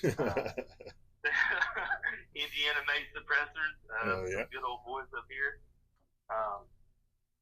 But yeah, dude, having a suppressor whenever you're predator hunting, it helps a lot, especially when you're hunting in like a team aspect. So you know, you're not blowing out each other's eardrums. But another thing is just people don't want gunshots going off in their fields, you know, at 2 a.m. Yeah. Right. But if they're inside and you're shooting a suppressed gun, they ain't even gonna move it. Yeah. Not only that too, but you also don't want to burn the field. Like if you could, you know, let's say we see, you know, we call 4 dogs in, we can see them on the hill crest. You shoot one round unsuppressed, the other 3 scatter. They're never coming back. Yep. Like, you just lost 3 dogs. They're gonna go fuck with somebody else now. But if you got a suppressor, you would, you know, drop one. One of them might be like, "What the fuck was that?" You might get the second one, and then, you know, while the other 2 are running off, they'll turn around and be like, "Hey, where's our boys at?" And then you get them too as well. Well, you fucking you let a 308 bang, no suppressor. You lost all 3. Those dogs are cruising, those belly dogs, down, ears pinned back, just grabbing. Yeah, they went straight fur missile. They're gone. Yep. Yeah. Matter of fact, dude, I have a video on my Instagram. This is my first hunt of this season. My wife, I usually start hunting earlier in the season, like probably like end of September, early October. But this year I didn't start hunting until after November. My wife had some surgery and stuff, so I'd be home a little bit more with the kids. So I didn't get out for a while. But dude, my first hunt this year, I killed a triple that night. Hell yeah. And I'm telling you right now, I don't know if a solo triple is like, if you're a coyote hunter, you guys know exactly what I'm talking about. A solo triple is like something you dream about, right? Yeah. A solo double is dope. Yeah, I've gotten a couple solo doubles. Yep, solo doubles are dope. I've got a few of those, but like a solo triple, it's like, I don't even know how to explain it. Yeah, but it's like a fucking, it's like straight balls of steel. It's like, I just fucking did that. Holy fuck. Yeah, because I mean, it's all happening within like 30, 45 seconds. Yeah. Those 3 kills, I mean, it's just bam, bam, bam. And it's like all of your fundamentals and all of your abilities come together for like that peak moment. But dude, I'm telling you right now, that would have never happened if I was running suppressed. Because when you're running suppressed, those dogs really don't know the direction of the shot. You know what I mean? Like, unless they're right up next to you, if you're shooting them 100 yards out, and they come in and like, they're usually like staggered. Like, there'll be one at like 100 and like one at 130 and like maybe one at 180 back there. That's why I try to tell people, try to let them come as close as possible, because whenever you take that first one, you want to make sure it's a shot that you put them down and you're not still chasing 3 when they're running, right? Like that first one, that's why people are like, well, why don't you shoot the one in the rear then? He's the furthest. I'm like, well, I want that first shot to be able to make sure like I'm putting that first one down. Plus, I have more field of view for further coyotes. Yeah. If I shoot that third coyote that's further out, and the other 2 closer to me start running, my field of view for that is a lot smaller. Yeah. So trying to track them now is a lot harder. A lot harder. Whereas if I shoot that one in the front, I can usually still see those 2 behind me and get on them pretty quick. Yeah. The further out they go, the easier they are to trap. That's a good point. But that triple I had, that third one, he was at like 250 yards on the run.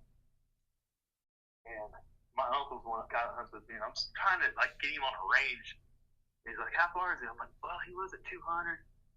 And like all of a sudden, I just saw that range like flop at like 247. So I just boom, and he just rolled. And I was just like, oh my god, I can't believe I did that. You know what I mean?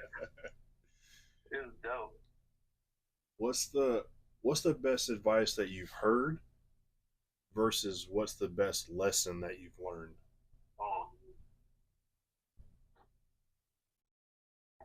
Best advice that I've heard is to not like get so caught up about like the specifics of coyote hunting. Like a lot of people try to say like, hey, when you set up and you start calling, like you want to paint a picture, right? You hear that all the time. The more and more I've learned, and the more and more I've seen this in real world applications, the less and less I think that's true. You're looking for triggers in a coyote, like a sound that triggers them to come. And it's basically just cycling through till you finally find like something that's like, that coyote's like, all right, that's enough. I'm going to see what's going on. So not getting so caught up with being like, oh, well, I already played a howl, so now I can't play Prey Distress in the middle of my thing or something now. Now I'm doing vocals only. Or, hey, I've already went through all these vocals. I'm not going to play Prey Distress at the end of my set. Dog, don't get caught up on that.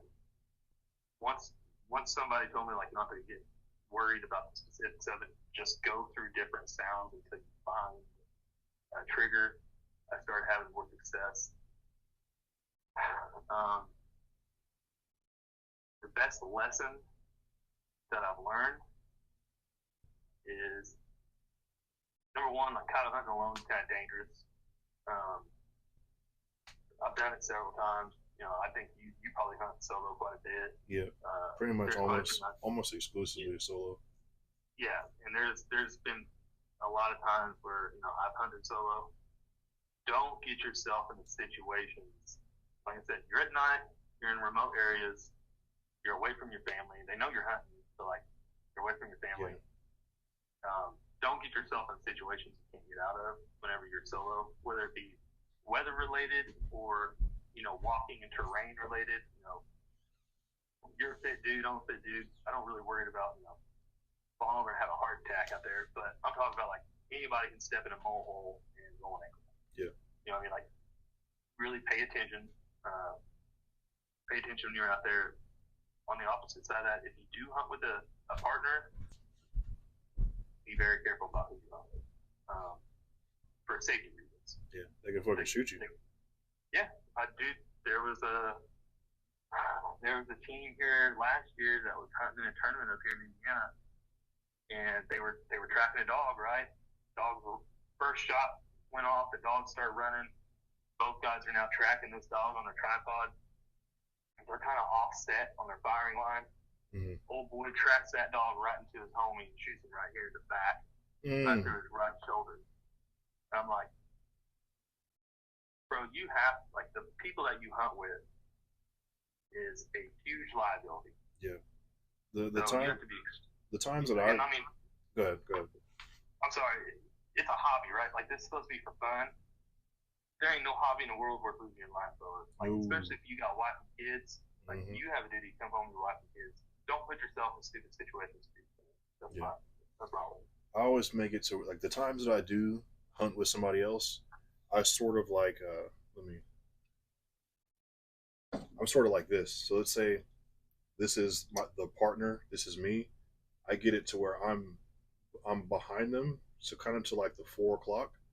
But I'm so close to where if either one of us swings, the gun, like the middle of the gun, so like the barrel, will run into us. So it's literally like a hard stop. Yeah, not even close like that. You know, some people like to like break up and try to, you know, like to be able to cover more ground, or like see around a ridge or whatever. I'm like, when me and my uncle, who's like my exclusive hunting partner, when we set up, he's like deaf anyway, and I have to. So like, you know, trying to talk to each other, we gotta be close anyway. Like, dude, we're pretty much sitting up on, like, we're damn near on top of each other. You know what I mean? Like, I know that if we set up in a field and I'm on the left side, I have everything from, like, you know, my 1 to 2 o'clock over to the left. Mm-hmm. He ain't chasing anything past his, you know, 10, 11 o'clock whenever he goes left. Mm-hmm. And I'm not passing anything, you know, to my 1 to 2 going to the right. Yeah. Like, you have to make sure that you know what you're doing with your partner. You're hunting at night. You're looking down a thermal.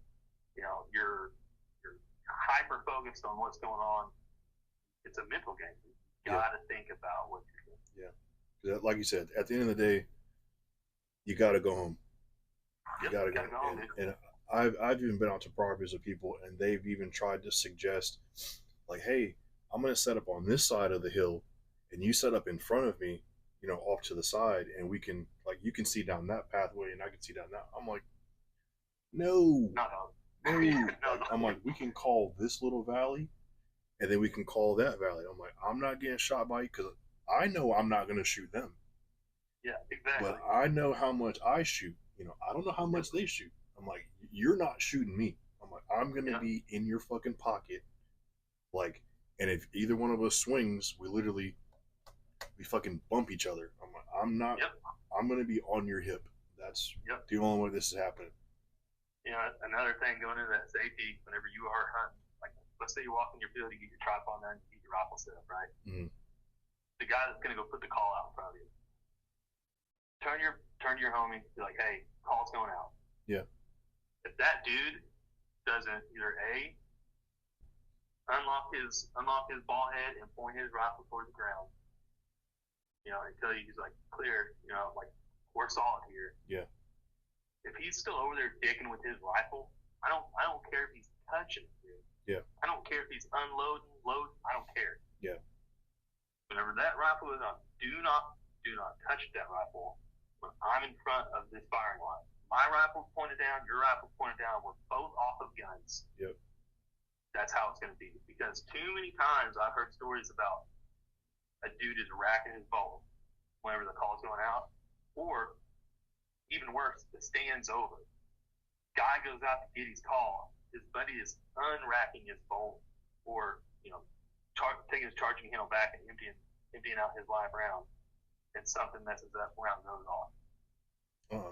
So the story I heard from that, nothing ended up happening to the guy in front of the firing line, luckily, because the gun was pointed in a safer direction, but it was still up. And, you know, the call was over here to the left, and the gun was pointed right. So I'm like, dude, if I heard a gun go off while I'm out there grabbing my call, that dude ain't even riding back with me. Yeah. Have fun walking, homie. Yeah. Like, my family are not like my uncle. Like, we blow each other shit all the time. But it's okay to blow each other shit. But like, whenever it comes to like firearm safety stuff, people get lax on that stuff. It's a non-negotiable, and it's non-negotiable. It kind of goes. It's something that I don't even know if you've acknowledged. But you and your uncle, fucking chemistry. Like, there's like an unspoken like I'm pretty sure, when y'all go out on your hunt, you're probably not actually audibly saying, guns at the ground, clear. It's probably just you go out, guns at the ground. Automatic, dude. Like tripod, boom, gun in the tripod, point it down. Whoever goes out, puts the call down, comes back, then the guns come online. Yep. But there's so many times, man. Like I'll hear people like online, or they'll DM me, we'll be talking about how they set up stuff. And by no means am I a pro. I just fail a lot. So I'm like, oh, that didn't work. Try something else. Same. Yeah, they're asking me like, why is this not working? And it always comes down to fucking noise. Like, you're making too much noise. Like just because you can't see nothing, there could easily be 2 or 3 coyotes around that bend. Just in there listening. In that wood line, 20, 30 yards back in the wood line where you can't see them with the thermal. And then I don't know if you can hear this, but all the little tripod dings. You got all your little fancy cool guy stuff smacking your tripod legs. I'm like, that's not normal noise out there for them, so they're not going to come near it. No.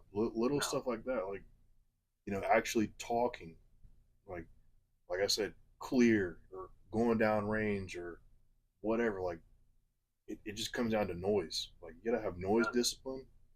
You gotta have fucking chemistry with the person you're shooting with. Yep. Like you said, it should be silent. You go out there, you do what you gotta do, you turn the call on, you kill stuff, you pack up. There should be damn near no talking at all. For sure. 100%. 100%.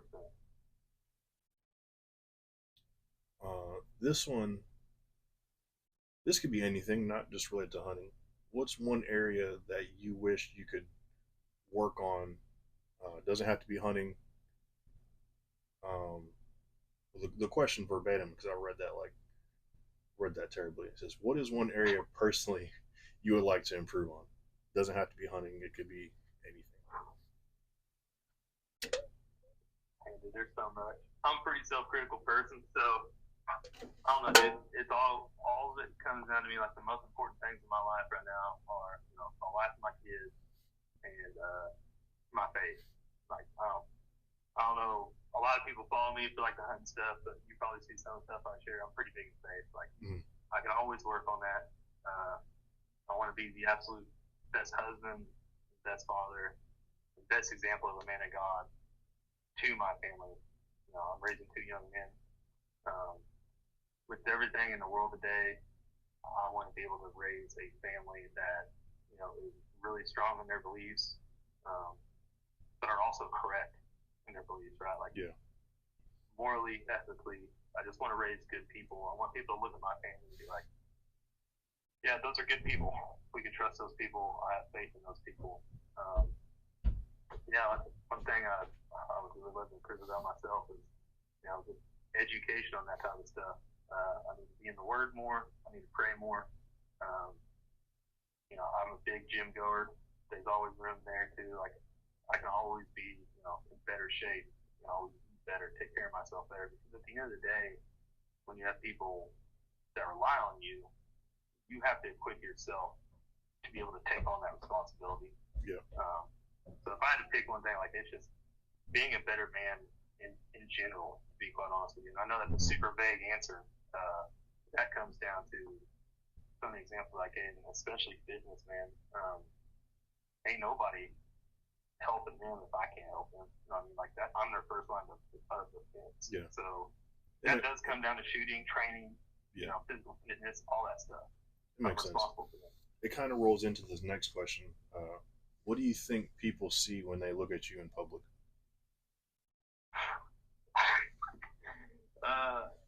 I don't know, dude. I try to carry myself as professional as possible, but also like approachable too. Like, I'm kind of a clown, I don't try to take myself too serious. I think people look at me like as an approachable guy.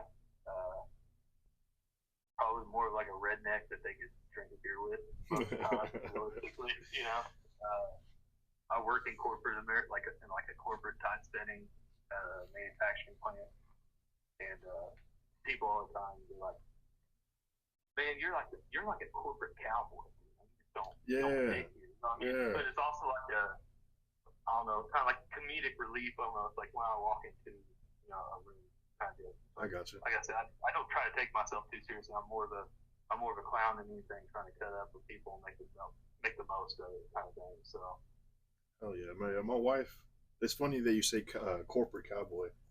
My wife, a couple years back, because I did the military thing. You pretty much live in the fatigues. You're in the uniform or you're always in gym clothes. Yeah. But now since I'm I'm in law enforcement, but as a civilian now, I wear normal clothes. So she described me as an urban cowboy because I'll wear work boots with tactical pants. I always have a ball cap on and a t-shirt. Same. Yeah. Same. This is one area though that, especially, I went over it in the Iceman episode. I like to think that I'm approachable. Me personally, I am approachable. But when people look at me, even in this video, I have to consciously be happy. Don't look aggressive because my resting face is just it's serious. I don't. Yeah. Even if nothing is wrong. Right. So yeah, I don't think people think I'm approachable, but I'm probably one of the most genuine people that the average person would ever come across. Bro, I've never talked to you live face to face, and 30 seconds in, I was like, "We're chilling." Yeah, this is me, man. And easy going. Even on the job, this is how I talk to people. Unless you give me a reason to treat you differently, I don't care if you're homeless, a millionaire, warehouse worker, janitor. I'm gonna talk to you with respect, unless you give me a reason not to, and that's just how I was brought up. I'm the same. I'm the exact same way, dude. Hell yeah, man. Exact same way.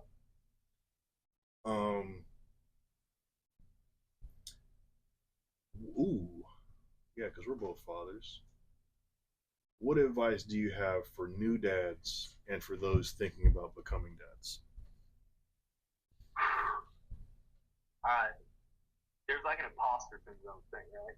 Whenever you find out you're about to be a dad, you're like, "Yeah, bro, I'm not a dad." You're like, "Not me." Not me. I ain't equipped for this. I don't know how I'm gonna raise. I don't know how I'm gonna raise kids. I ain't got life figured out. I'm just gonna give you the dirty truth. Ain't nobody got this thing figured out. We are all winging this thing 24/7, trying our best. Yep.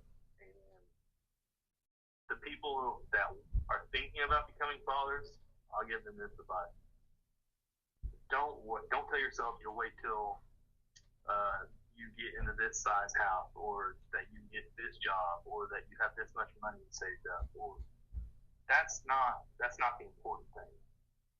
I would tell people hey, look at yourself and really examine yourself. Be hey, am I somebody that a little kid would look up to? Would I look up to myself? If I was six years old and I looked at me, would I be like, man, that guy, I want to be like that guy one day? And if the answer is no, you're still ready to have a kid, but at least you're having that self-reflection. Yeah, the self-awareness. I need to improve on some things. I need to work on this in my life. But the material and the money aspect and all that stuff, I tell guys, I'm like, listen, if you wait till you're ready, you'll die.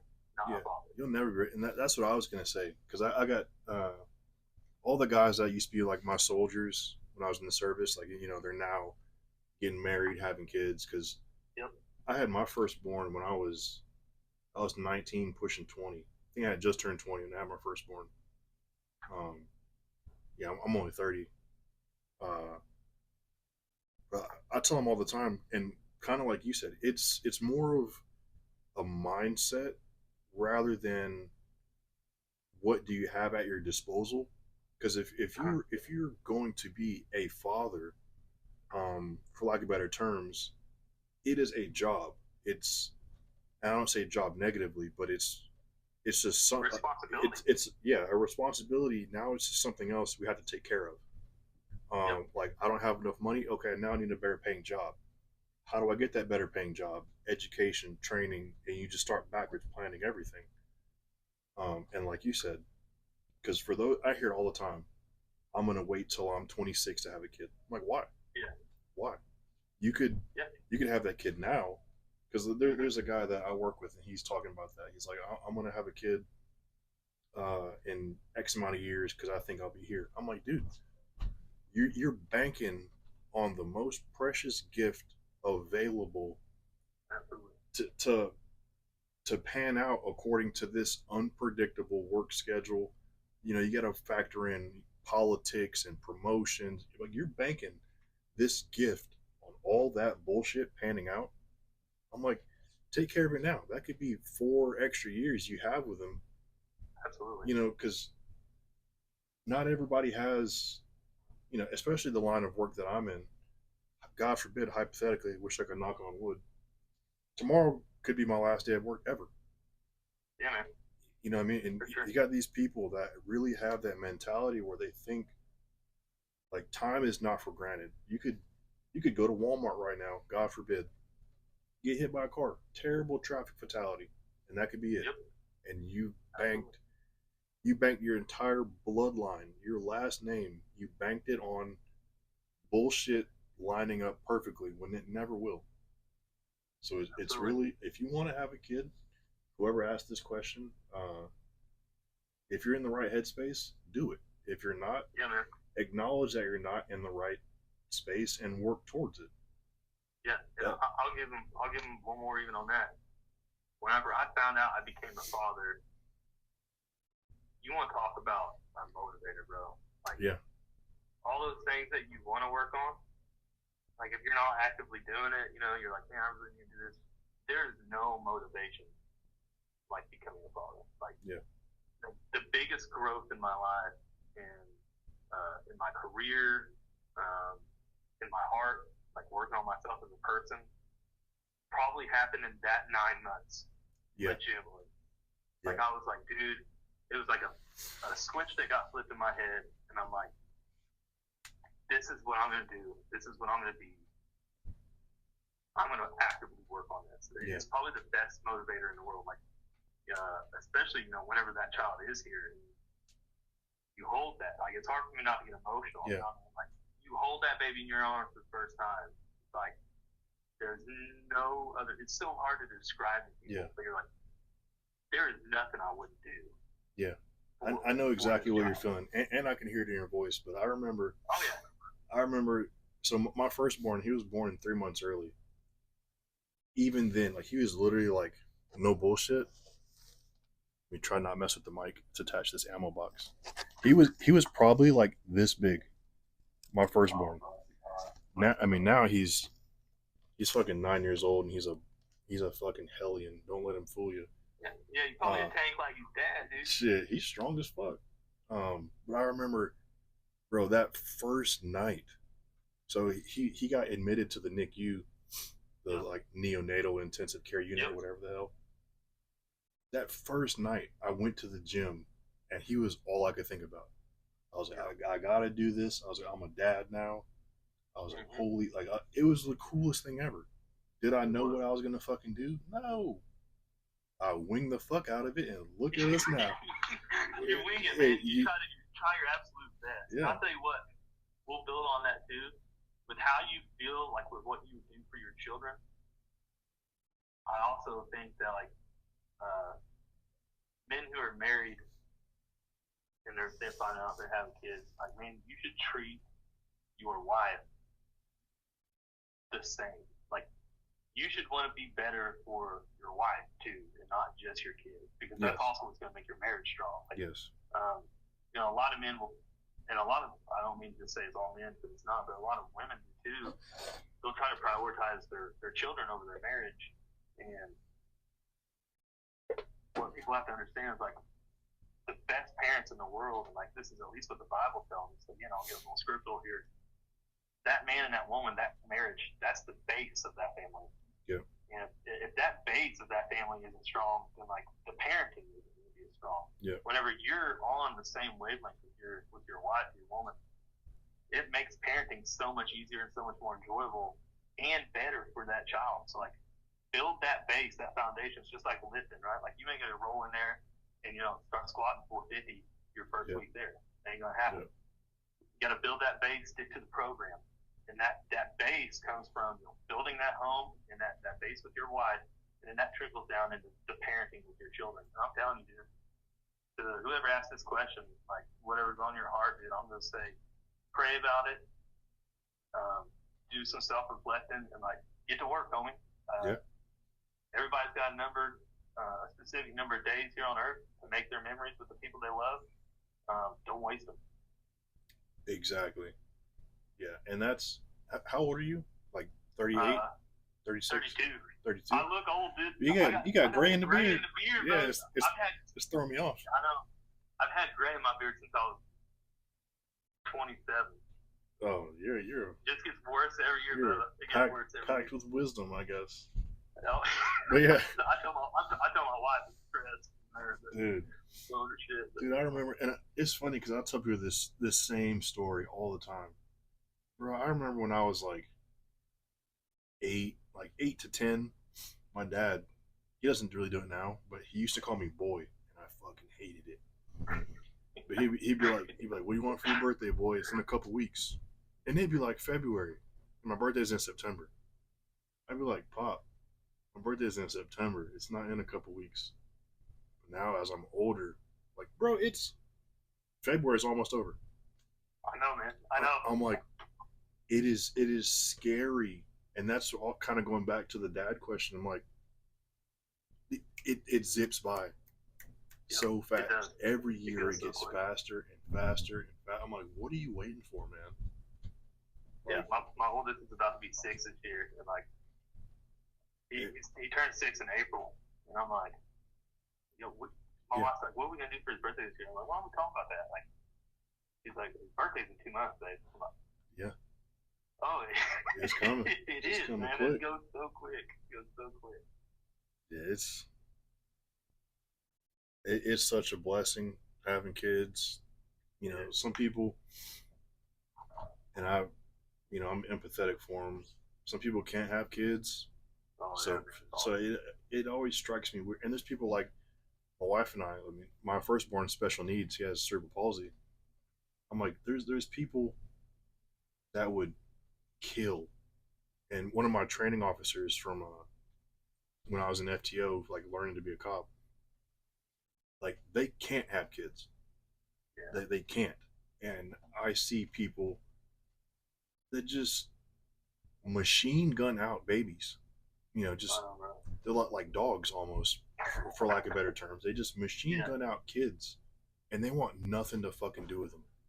Wow. And I'm like, there are people that would they would cut off their own limbs to have the opportunity to be a parent, and you're just pissing it away.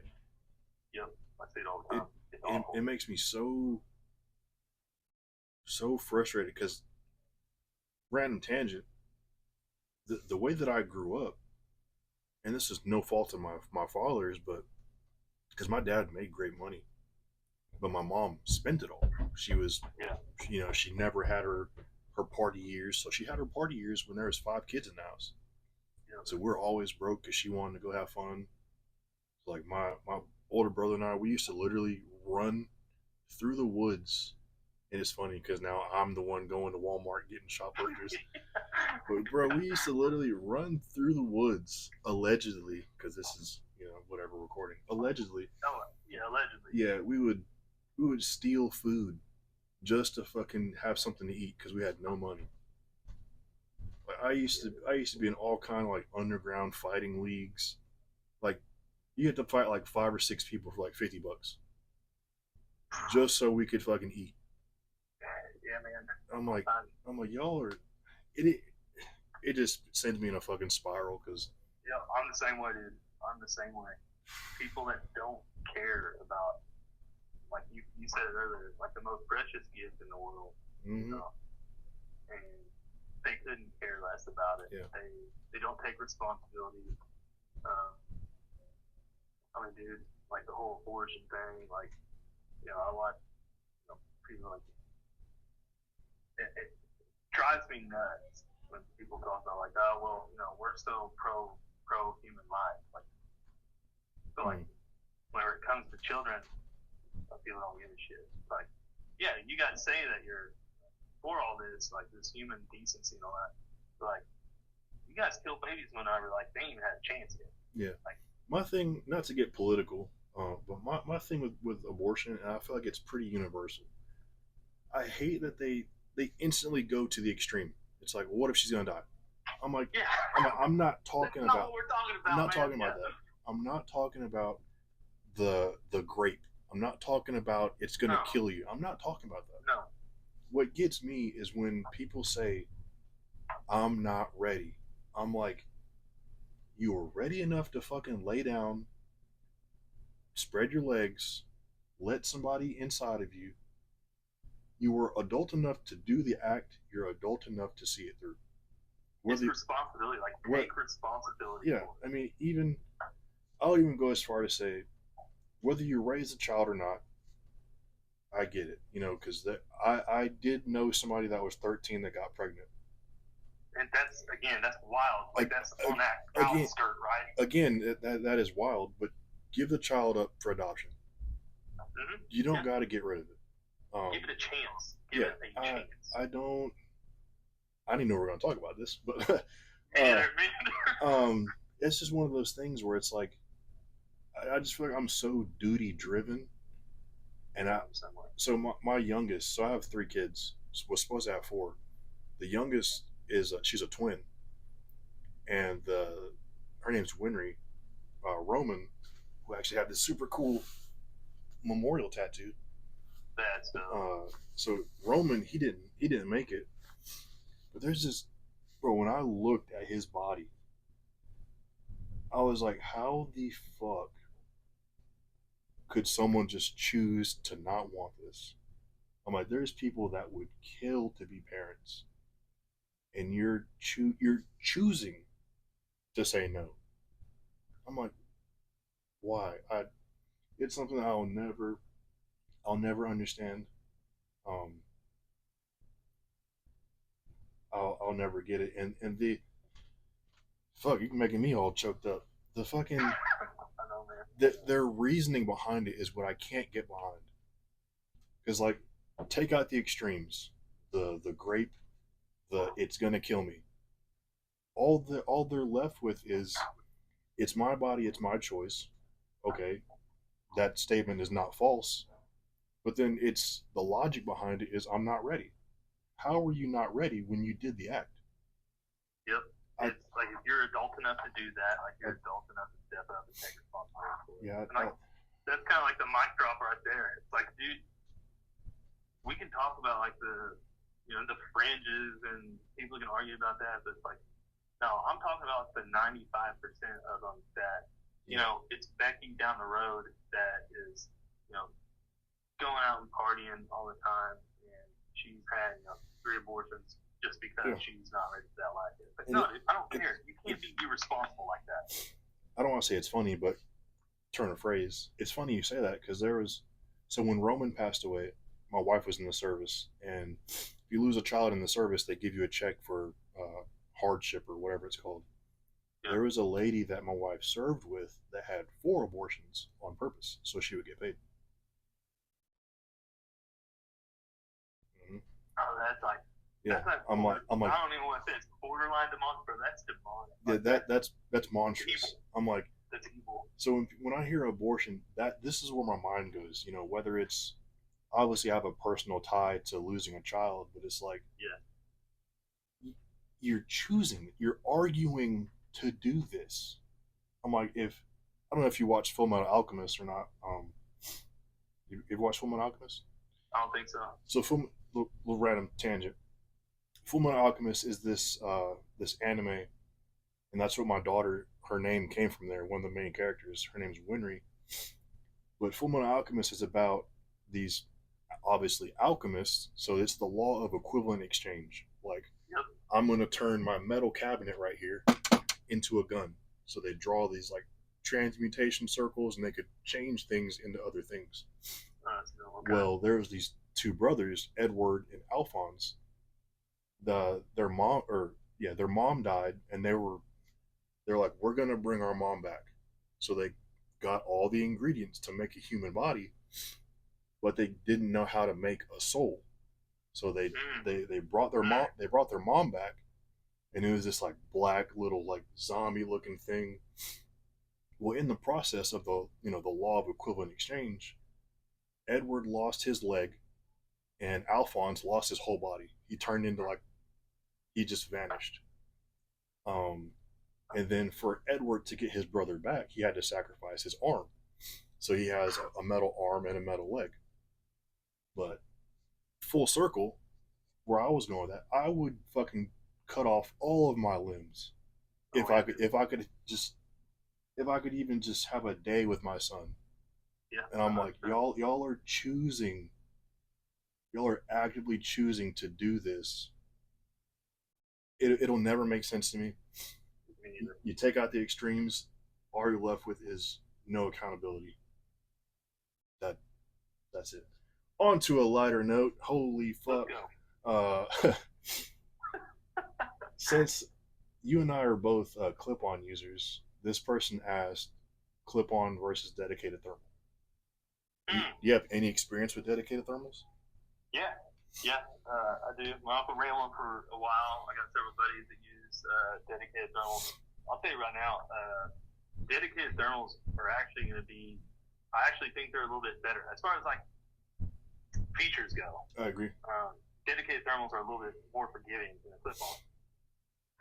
My whole thing is I don't want to have a rifle that's only dedicated to a dedicated thermal gun. Yeah. Right? Like I want to be able to hunt with a gun that I shoot all the time. So like I'm shooting matches with this gun or what have you.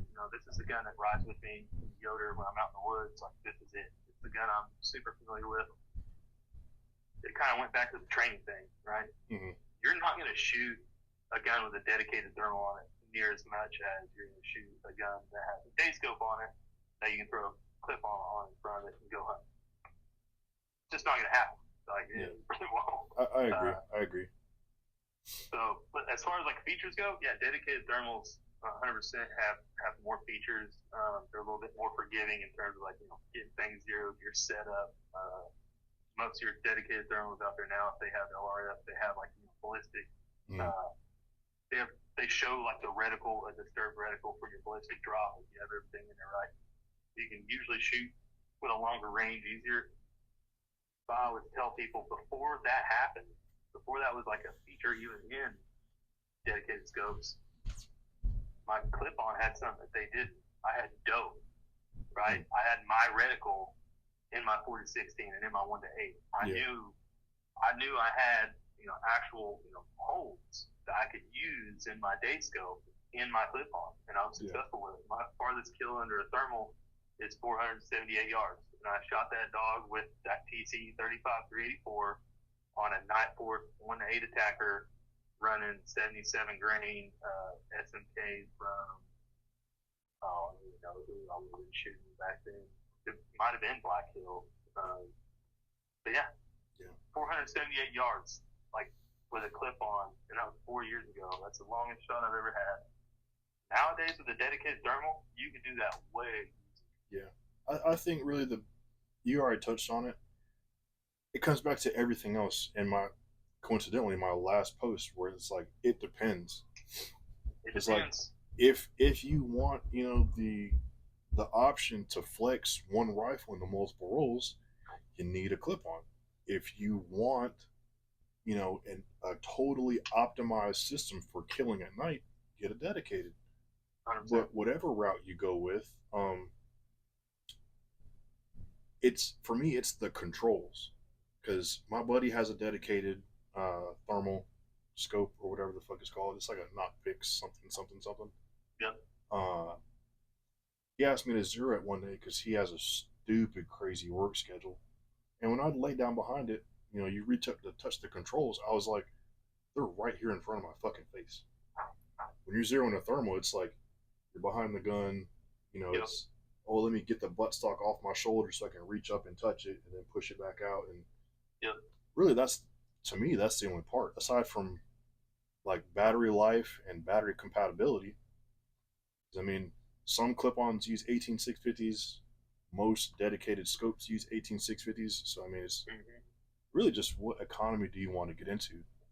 Yeah, there's trade-offs for both. Yeah, you know, and like you said earlier, hey man, if you want something that's optimized, if I could build a gun, like this is all I was gonna use it for, was to kill a coyote with, right? I'm probably gonna build something like I don't know, man, like probably a 6mm Creedmoor or 22 Creedmoor, one of the smaller Creedmoors out there. I'm gonna put it in a bolt gun, because Creedmoors you have to put in a large frame. But anyway, probably gonna run a Creedmoor because it's faster, it's flatter shooting, and I'm gonna throw, you know, a Knot Pix at 60 or F75, you know, the 1280 cores on there. Yeah. And that thing is gonna be, that would be like a coyote rifle. Yeah, right? It'd be a killing machine. Yeah, it'd be a killing machine. Now, the thing is if I have the money to build that, I'm also assuming I have the money to afford enough ammo to go out and get efficient with that rifle in that setup. Yeah. So, like, dude, 6mm Creedmoor, 22 Creedmoor, all this stuff, a lot of people getting reloaded. Even when you're reloading, those rounds are costing $1.50 to $2 a round, right? That's on the cheap end. Yeah. That's reloading.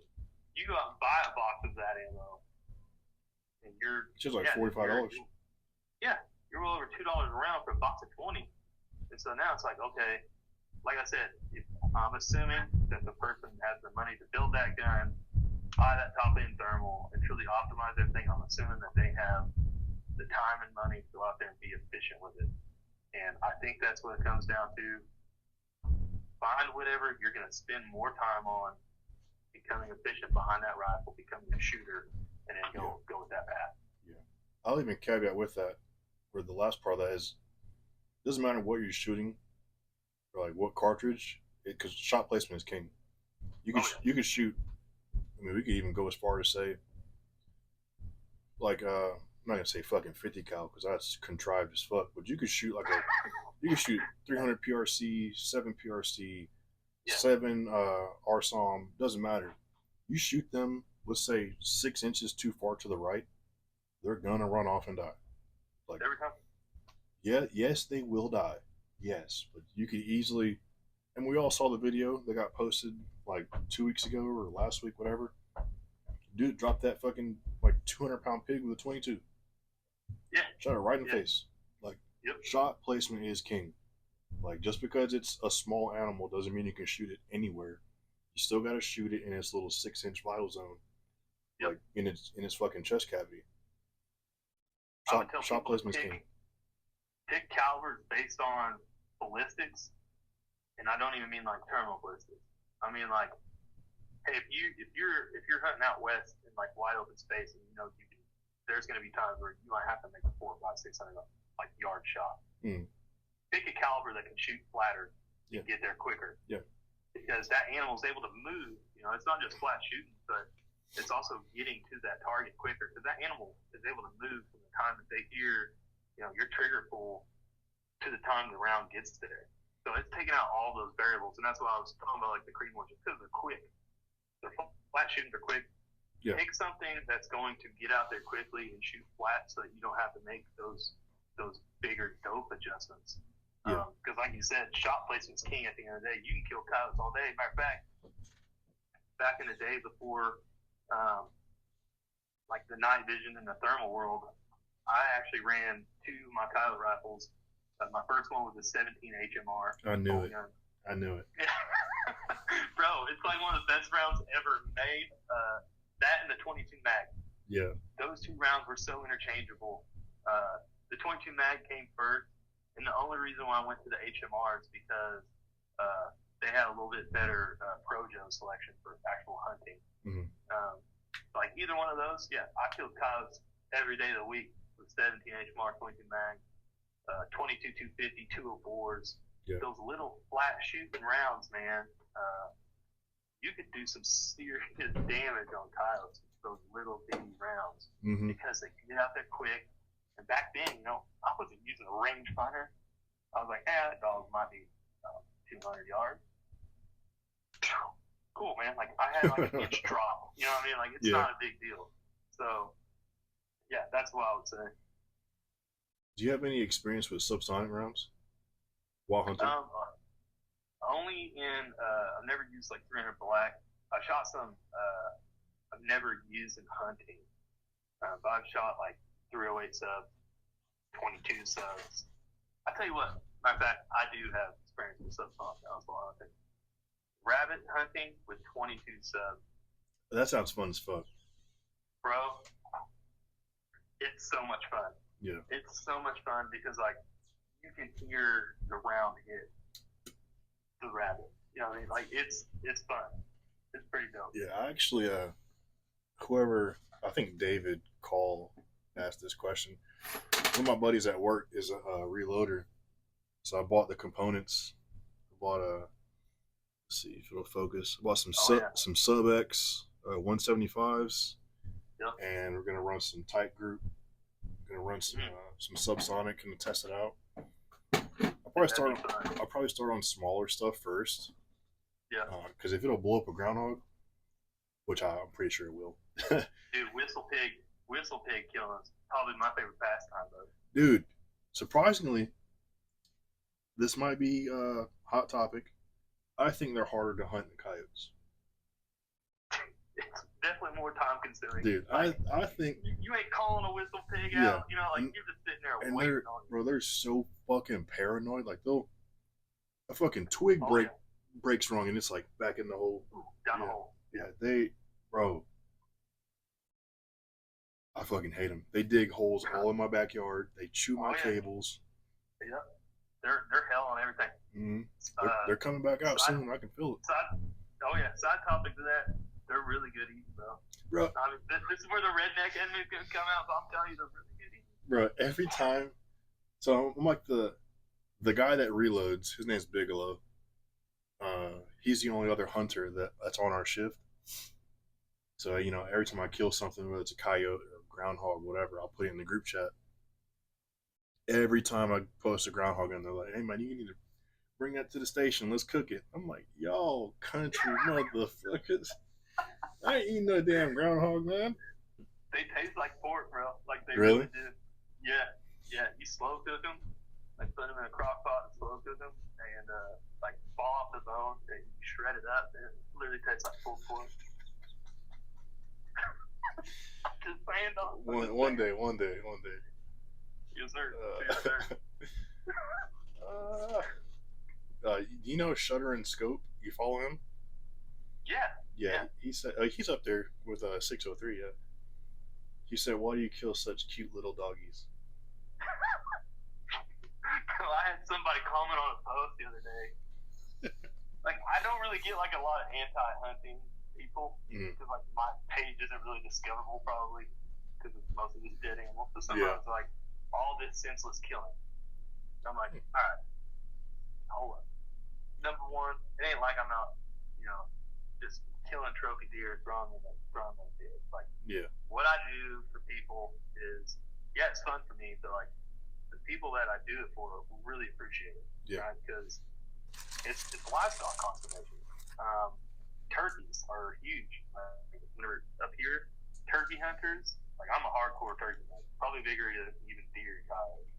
And the turkey populations with our bobcat population increasing, coyote population increasing, turkey numbers are down in certain parts. So it's like people that are really big into turkey hunting, they'll come kill coyotes on their turkey leaves.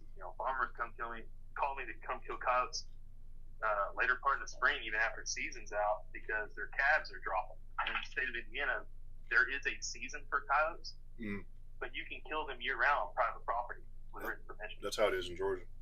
Yeah, so I got old boys that'll call me, late March if they're having late calves that year, and he's like, hey, I'm dropping calves right now. You make a couple trips out this next few weeks. I'm like, yeah, absolutely. Those people enjoy that, like they appreciate the work that we do. I mean, it is a baby. That's cute, dog. It's a real. Thank you. She's her blue pit, her sweet girl. Yeah, dude, it's a big deal around here. Sheep farming, dude. Like, sheep is a huge one. Coyotes are hell on sheep up here. And like now, bobcats are starting to get kind of. Dude, our bobcat population up here is getting bad. I kill every bobcat I see. Well, see, in Indiana, we don't have a season on bobcat yet. They opened up our first trapping season this last year, and they had like a quota of 250. It was supposed to last all trapping season, which runs from, I believe, October 15th to like March 1st or something. March 15th maybe. So it's like, a couple months long. They plan on that quota lasting the whole trapping season. Filled the quota in 2 weeks. Yeah. That's how thick our cat population's gotten now. So now they're going to have to open up a cat season because these last few years, most of our DNR is like based out of like Indianapolis, right? Like that's the capital here. And there's not like the same population of bobcat, the same all throughout the state. Yeah. But where I am, in like quarry country down here in the hills and hollers, like bobcats are a serious issue. Yeah. And like matter of fact, the 4 counties in mine, like those 5 counties, I believe are like made up 90% of that 250 quota this year in those 2 weeks. So it's probably going to be like a county by county season and quota next year for hunting. That's at least what I'm praying for. But yeah, I'm ready to start smacking cats because, dude, I used to be big into trapping, and letting a cat out of the trap ain't fun. Like there just ain't no fun way to do it. Choke pole, whatever you got. A cat is 25 pounds of whoop ass covered in fur. I'd fight 10 coyotes hand to hand before I fought one bobcat. Yeah. They're wild, vicious little animals. So I'm ready for them to get it. We got a spot that we call up here, this one certain farm. Last year we called in more bobcats to call than we did coyotes. One of my buddies a while back, right when I first got into coyote hunting, he told me about one of his neighbors, their kid, it was like a 2-year-old, their kid got killed by a bobcat. You're kidding. So now just I don't even know the neighbor. I don't even know him, but I know my boy. Yeah. I kill every bobcat I see because of that. Yeah, I would. If we had the opportunity to legally take bobcat here in Indiana, I would be shooting kitties in the face every day, without a doubt. Yeah. And sure. The good thing too, so I hunt here and in Alabama because I'm like 30 minutes or so from the border. Okay. So there's different laws on each one for whatever reason. I just make sure that I'm good, good to take it. And ominous dominus, dirt now is gone. Absolutely, buddy. Yeah, absolutely. Yeah. And I didn't. Did you know this? I'll try and find the Facebook post. Some guy, he said he was like experimenting with like prey distress sounds. He's like my grandpa showed me this old trick. He was like I couldn't get the baby to stop crying, so he recorded the. Yes. Is that shit real? I can only imagine it is, like, because the reason why I say that is a few years ago we had a chance to call coyotes in a spot that had been really heavily hunted. And we had never gotten we knew there was a bunch of coyotes there, and I'd asked permission before. And this person was giving somebody else permission at the time, and I didn't step on that person's toes. I got a call like a year or two later, and they're like, "Hey, do you still want to come kill coyotes out here?" Like, they're still calling. I'm like, "Yeah, so and so not hunting anymore." They're like, "No, they're done." Our first key stands there, like, dude, it was just trying to call educated dogs, like we were talking about earlier. The first dog I called in was on kitten cries. Like, odd things in distress will trigger the prey instinct of the coyote. Like, they don't care what's in distress. Well, like, also with that, trigger that. Kittens, like cats crying, sound just like babies crying. Yeah, they really do. Which is kind of fucked up if you think about it. It is, man. So, I mean, yeah, like, I don't know if you've ever, like, around here, like, there ain't no prairie dogs here, right? So, one of my favorite sounds ever, and, like, those odd spots are prairie dog distress. I'm going to give that a go, because I've definitely seen it on the X24. I'm like, nah, that one don't make no sense. Next. Yeah. Kitten cries, goat cries, prairie dog in distress. That's another one I've used before. Damn, I had another one. Oh, cat, like baby cow, like calf in distress. Yeah, I've used that one. Like, yeah, stuff that they wouldn't usually prey on. But yeah, it's weird. I forget who asked this one. It said, "Does spray painting your guns make it more accurate?" Duh. Absolutely, bro. Absolutely. It's like this. If you go out and buy a car tomorrow, you can go out and buy a Toyota Corolla.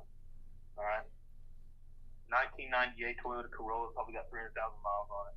Go home, paint a giant number 3 on the side of the door, on the roof. Instant horsepower. Yeah. Same thing happens with rifles, bro. Max torque right there. Max. Absolutely.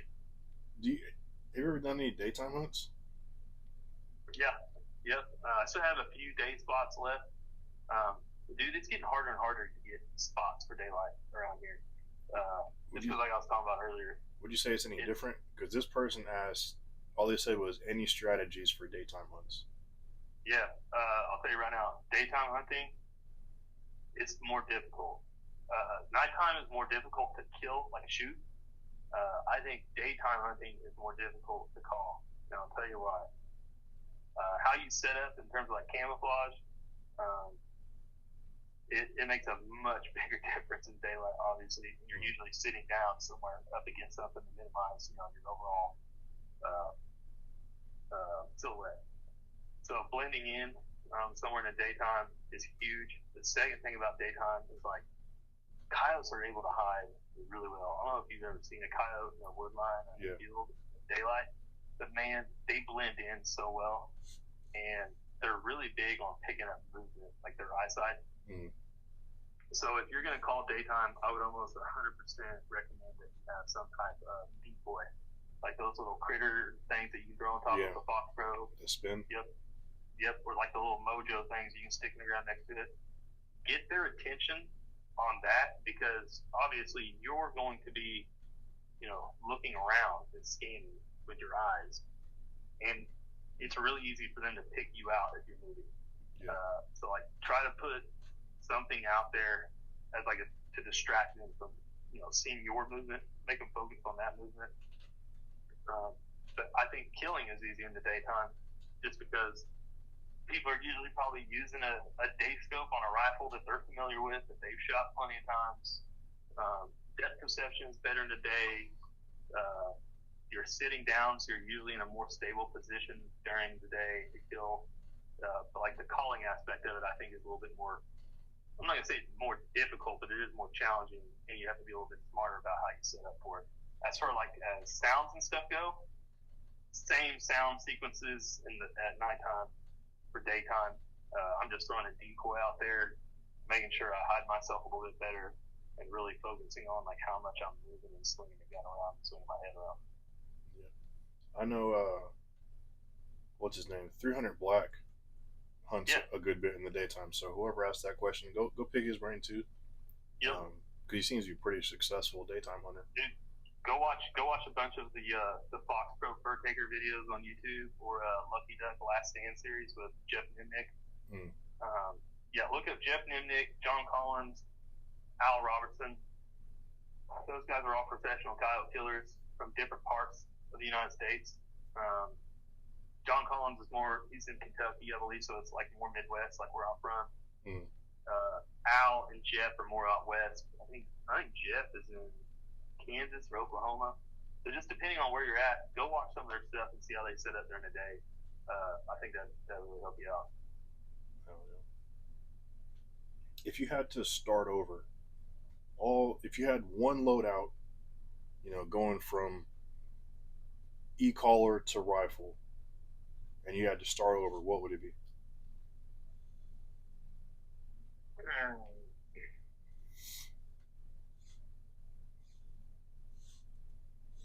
still want my collar right now. That the X24 in terms of like size, weight, my hauling it around, quality of sound. I think it's the move. If I was only gonna have one rifle, it would be it'd probably be a bolt action with a quick change barrel. If you wanted to run something hotter for hunting, you always throw a 223 barrel in for practice behind that rifle. Yeah. And get really familiar with it. I think of like, if you want to run 223 for practice and you want to throw a 6mm Creedmoor or 22 Creedmoor barrel on it, or 308 or 6.5, whatever, I think that's what I would do. Because I mean, the Seekins Hit Pro M3 is like what, like $2,300 for that rifle, like out the door, quick change barrel. So I probably got more money.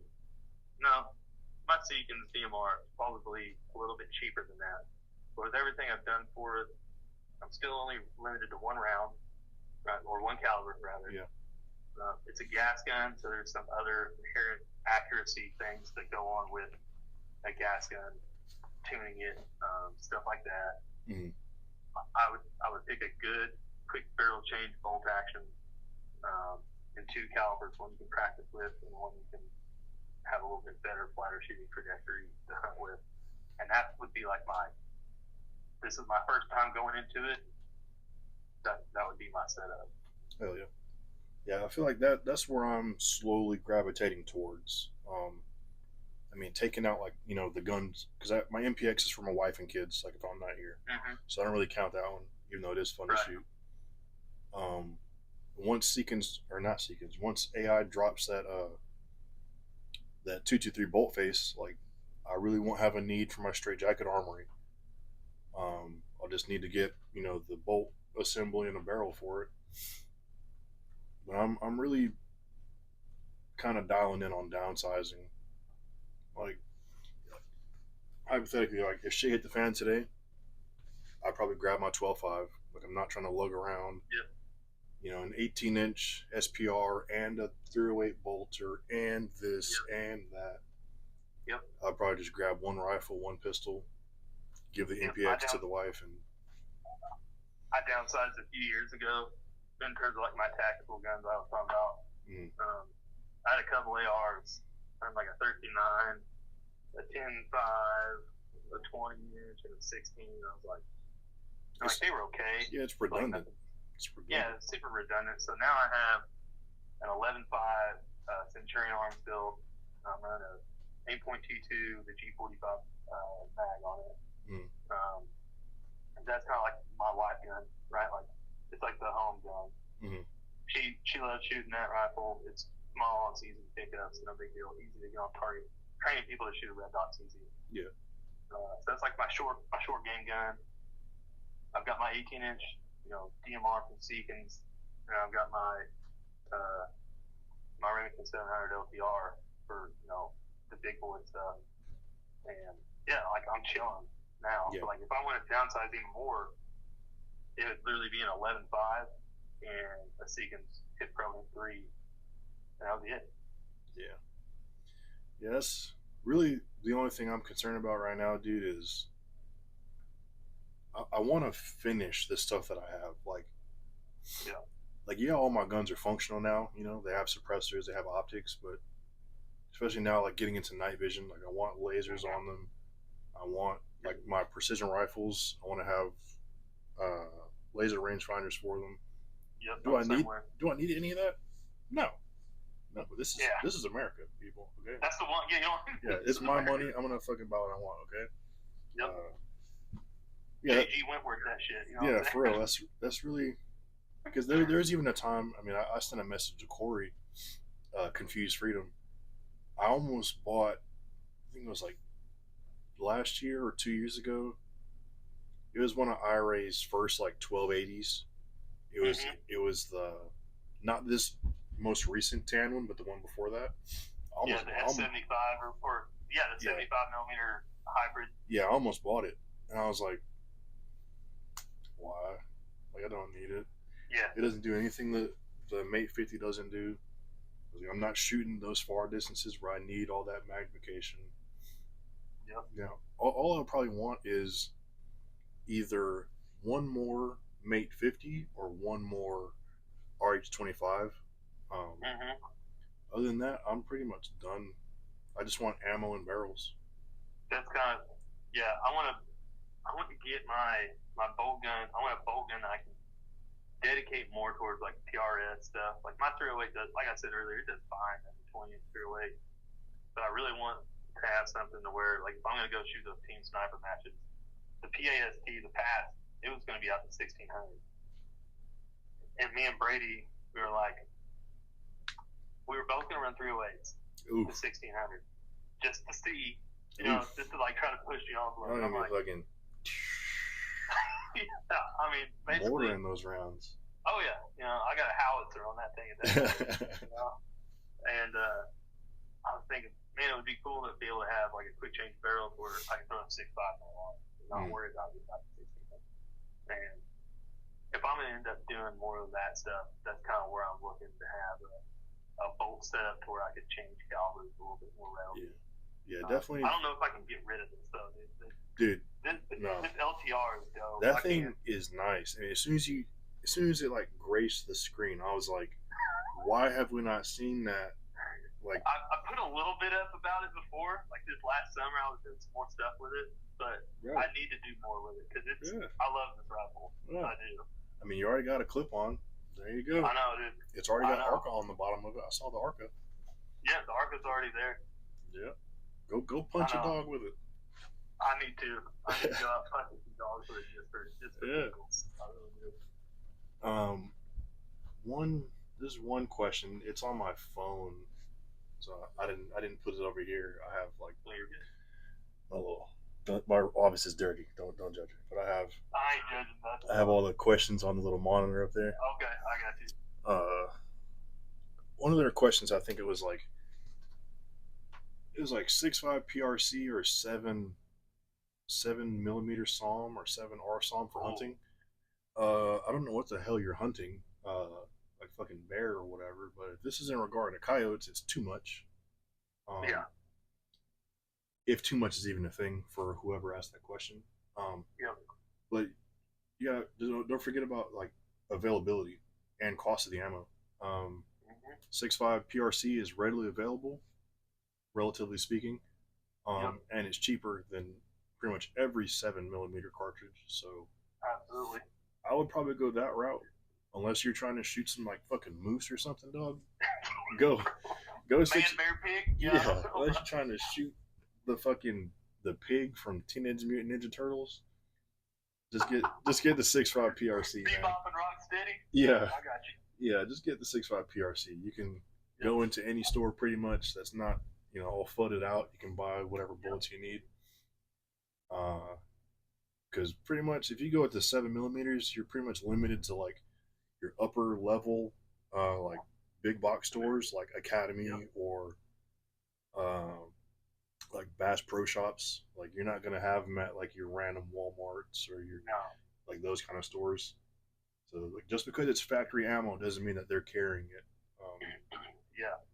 I'd say 6.5 PRC is plenty to pretty much do anything on the North American continent with. Yeah, and going back to it, I mean, this guy will tell you right here, shot placement is king. Like, you shoot anything in the fucking face, it's gonna die. Yeah, it's gonna die. Like, it's crazy. We need to get out of this. Like, you have an 8-inch zone, so you're like, as long as it's within that ring. Like, no, let's punch the center of the ring. Yeah. We don't want to touch the outskirts. Like, I don't want the hydrostatic shock to kill them. I want the bullet to kill them. Yep, so absolutely. I'll go 6.5 PRC. I'm with you on that one. 100%. And the last question is what message would you like to leave with the world? Like if you got Thanos into mist tonight, what would you want your message to the world to be?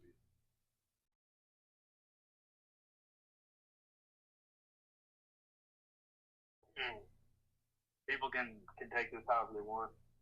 I'm pretty unapologetic. And you can look at this however you want to.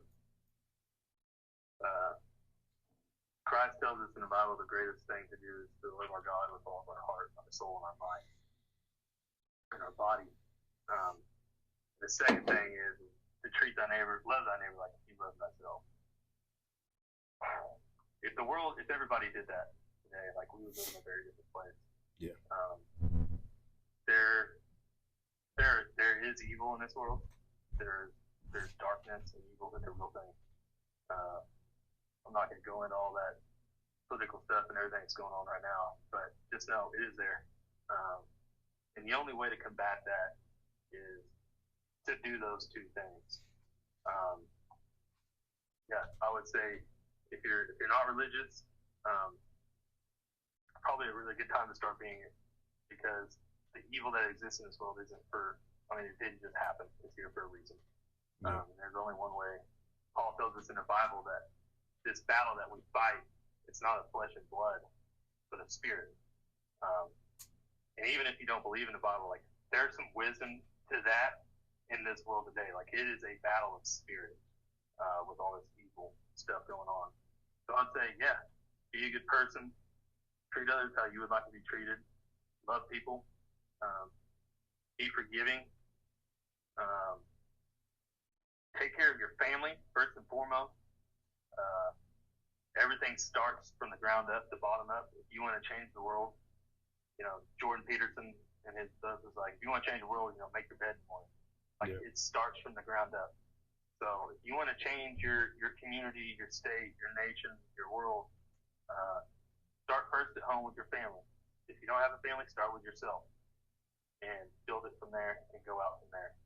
That's the message I would leave. Anybody out there that's struggling with stuff, especially that dude earlier that asked about like the fatherhood thing. If you don't care, I'd like to give him a verse, if you don't mind it. In the book of Matthew, chapter 12, Christ tells him, he says, "Come to me, all who are heavy laden, for I will give you rest. For my burden is light, and my yoke is heavy." Meaning like, hey man, there's real help out there. Don't try to do stuff all by yourself all the time. I know you see this in the middle law enforcement world. People take stuff with them, and that's what causes people to go to the grave. Yeah. Reach out to people, talk to your buddies, check on your buddies. That's what I'll leave people with today. Hell yeah, man. Yeah, mine would be, like you said, just be a good fucking human. Yep. And I keep saying it. Obviously, I haven't done too many episodes of this, but talked about it with Iceman. Like, I know what it would be like, because this is our first time actually talking. We've DM'd for like fucking years. But this is our first time actually talking. But this is me. Like, but I know deep down, if I met me, like if we factor in the world that we live in today, if I met me on the street, I would be like, what the fuck does he want from me? Why does he care? Why is he actually looking out for me? Yes. And the fact that that's even a point of conversation is a testament to like how far gone the world is. Like, I've been on the job, and people see cops like, oh, cops don't give a fuck about us. They just want to arrest us. Like, dude, I've bought homeless people food. I've let people sit in my back seat just to get out of the rain. I'm like, yeah, like this is the job that I do, but it's really because I give a fuck about people. I don't know if that's my curse or my whatever you want to call it. Like, I genuinely, I want to know your story. I want to know how you are. How did you get where you are? How are your kids doing? When's your birthday? What's your favorite color? Like that, I care about that kind of shit. And it, by no means do I let my job define me, because I'm a father before I'm a cop. I don't even need to work financially. I just, I got out of the service. I did what every veteran does. I sat at home for a while. I was like, Yeah. I'm fucking going stir crazy. Like I got to do something. Yeah, do something. I missed having people to look after. You know, in a sounds bad, but in a dutiful sense that wasn't fatherhood. Yeah. Because like fatherhood, to me, that's a job I cannot fail. It is like etched in my DNA. I will not allow myself to fail as a father. But I miss that feeling of like camaraderie. So I was like, okay, well, if I'm not in the service anymore, how can I be of service? So here we go again. I was watching Tombstone, and my dad was like he always says, he was like, hey boy, you'd make a good lawman, and it was like Inception. You know, they planted the seed. I sat on that shit for like 3 months. I was like, damn. I was like, does my dad see something I don't see? Because I've always thought of myself like, not saying this is like a facade, but like this is a more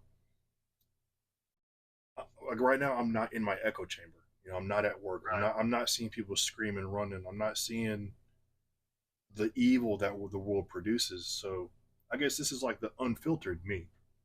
Yep. But when I'm like out walking about, like I have like resting bitch face. Like I look angry. So I was looking at myself like, how could I be a good lawman if I look like this? You know what I mean? But I sat with it and sat with it. And eventually I was like, you know what? Fuck it. Like, I want to help people. I want to be that interaction that people have with like, no, that cop was good to me. I don't care if they know my name, even though my badge number is 69, by the way. It really is. It really is.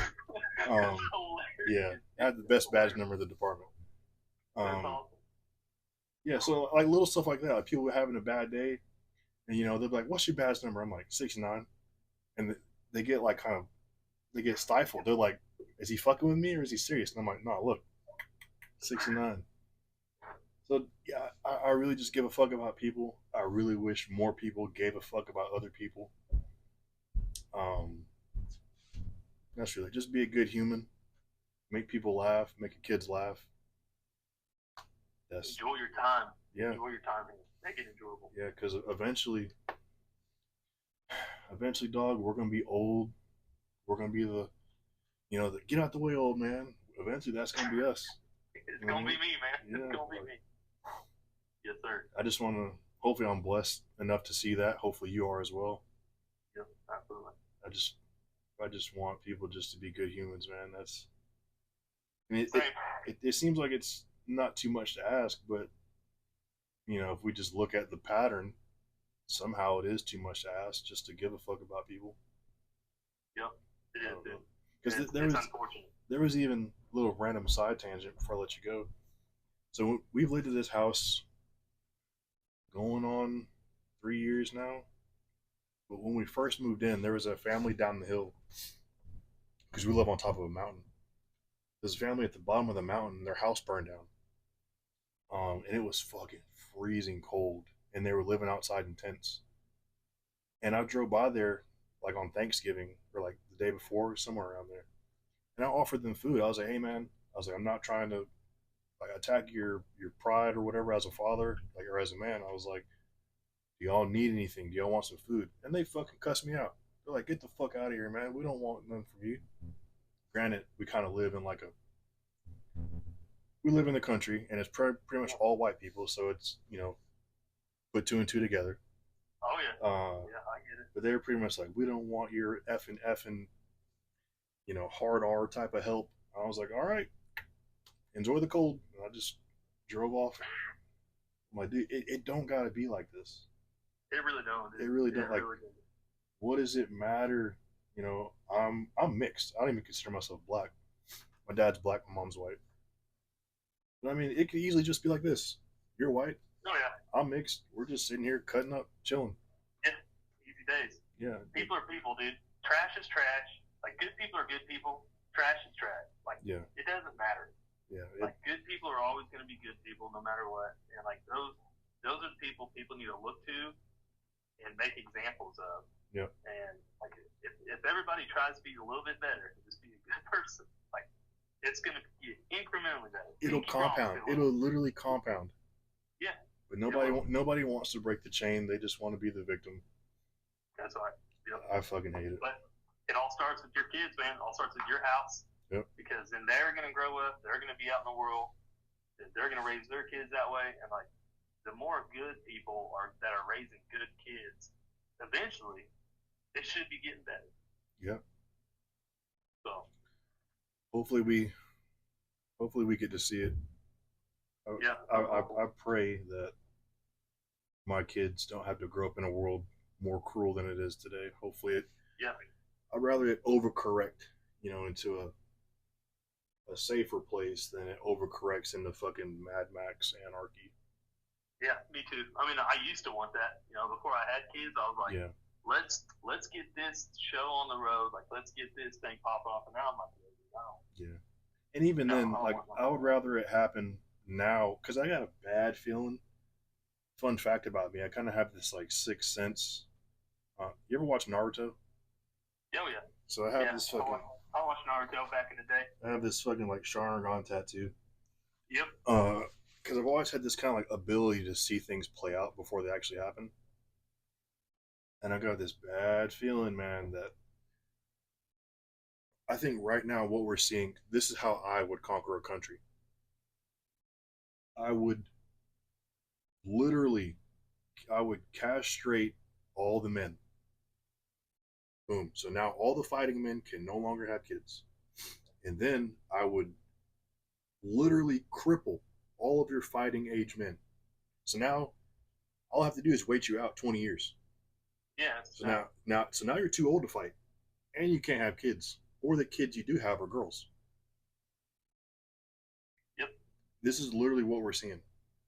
Everybody's either confused at who they are, they want to be something else, or they're too old to fight.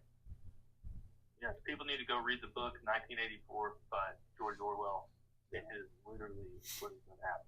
Yeah. It's wild. Yeah, like, literally, if I had an unlimited budget, hypothetically, allegedly, in Minecraft, and I wanted to take over a country, this is how I would do it. Same. Yeah. Yeah, I mean, honestly, at that point, it's just easy to walk in after that. That's literally what you're doing. Yeah, why would you spend all the money on, like, guns, ammo, all this war machine, whenever you could literally just walk in? Yeah.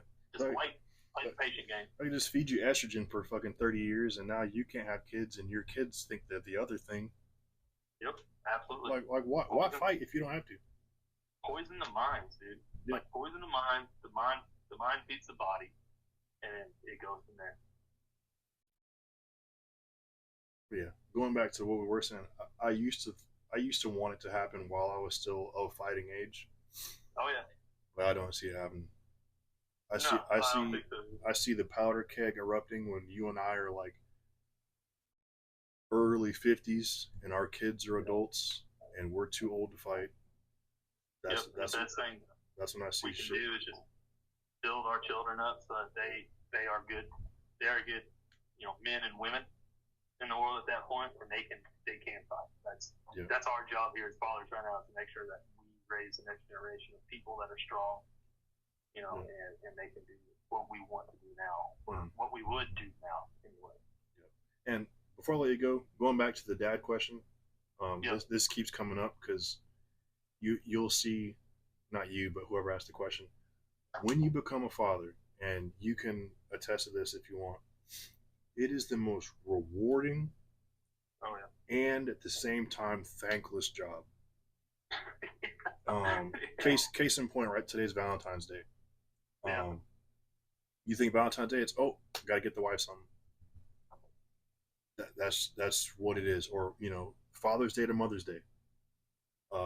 Your birthday to her birthday. Like, the world does not care about men. Men care about men. Right. But the world doesn't care. So what I'll say to this potentially new coming dad is, obviously do your fucking best, man. And that's all that matters. Do your best, because nobody's gonna pat you on the back when you're sick. Nobody gives a fuck. You still got to go to work. Bills got to get paid. Bills are in the mail, baby. Bills are in the mail. Like you will have the most rewarding and thankless job until your kids are about. I'd say once they move out, because I did it. I myself did it. I used to think, I was like, damn, my dad never takes an off day. I was like, damn, I guess adults just work. Yep. And then probably about, I want to say when I was like 22, 23, I just randomly called my dad one day and I was like, yo, Pop. I was like, thank you for fucking everything you did for us. I was like, Yeah. I see it now. I see what it's like being fucking tired, still having to get up the next day and go to work. I appreciate that you did all this for us. So as a father, that is when you get your reward. Everything in between is you doing what you signed up to do. You're in it for the long haul, baby. Mm-hmm. You're in it for the long haul. That's it. So hopefully you do become a dad, because it's fucking sick, dog. It's awesome, man. It's the best job in the world. I'll tell anybody it's that. Fucking awesome. Any day of the week. Yeah. It's the coolest thing in the world. Other than that, you got anything for me? Because I gotta pee real bad. Nope, I'm Gucci, man. It's been fun though, dude. Thanks for having me on. How long do you think we've been going? Damn, dude, it's 4 o'clock, bro. Yeah, it happened again. Same shit with Iceman. I was like, bro, it's been 3 hours. It's been, I don't know if you can see it. So this phone is, I have the little microphone set up so it's recording the audio. 3 hours and 4 minutes. Oh, yeah. It is fucking flew by. Just sitting here chilling. I know, dude, but like whenever you're talking about good stuff with good people, dude, it's easy. Hell yeah. Super easy. Well, I'm about to go upstairs and relieve my wife of motherly duties because I can hear her screaming. So she probably. My boys just woke up from a nap. One's got a basketball game here tonight. So. Hell yeah! Well, tell them good luck. So, yeah, I will. About to go ball out for his last game of the year. So. Hell yeah. Yeah, looking forward to it. But man, thanks a lot, dude. It was awesome talking to you. It's cool putting a voice and a personality to a dude you see online. Hopefully the same to you. But yeah, man, if you ever need anything, or anybody watches this ever need anything, reach out, dude. Yeah. Definitely. It's open all the time. Definitely, yeah. Because I mean, shit, that's how we met. I mean, I don't even remember who followed who first, but I don't even remember. Like I said, we've been DMing for years, and this is how I talk to everybody. Like, I talk to like business accounts this way. I talk to dudes with 10 followers this way, dudes with 100,000 followers this way. So we're all just people. If you ever need anything, whoever is listening or whatever. Dude, shoot me a DM if you need some help.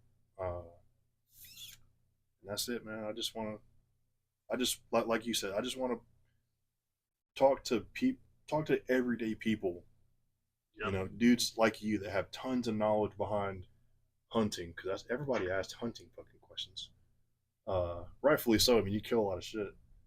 But I try, man. I just want to put knowledge out there that's like not paid promotion. You know what I mean? I get so sick of. For sure. I get so sick of opening YouTube and it's like, oh, buy this bag. Oh, buy my program. Oh, I'm like, dude, like you have so much potential. You're just leveraging followers. I don't care about that. I want to know who you are as the person with all these followers. That's what I care about. Yep, absolutely. Yeah, because like you said, I got the touch autism myself. Yeah, bro. I'm not just gonna buy it. I'm not just gonna buy it because you said buy it. I'm gonna look at what you said to buy. Yeah. And then I think most of us in this realm, like we all got that touch, that research. Like we spend hours, days, weeks, months looking at something before we buy it. I think we're beyond touch autism. We got tism, son. Full blown, dude. Yeah, full bore. Yeah, the tism got a hold of me. Thanks, brother. Thanks. All right, bro. I got damn goosebumps to hold my pee so hard. I gotta go piss. We'll see you later, man. All right, bro. We'll see you, bud. Peace.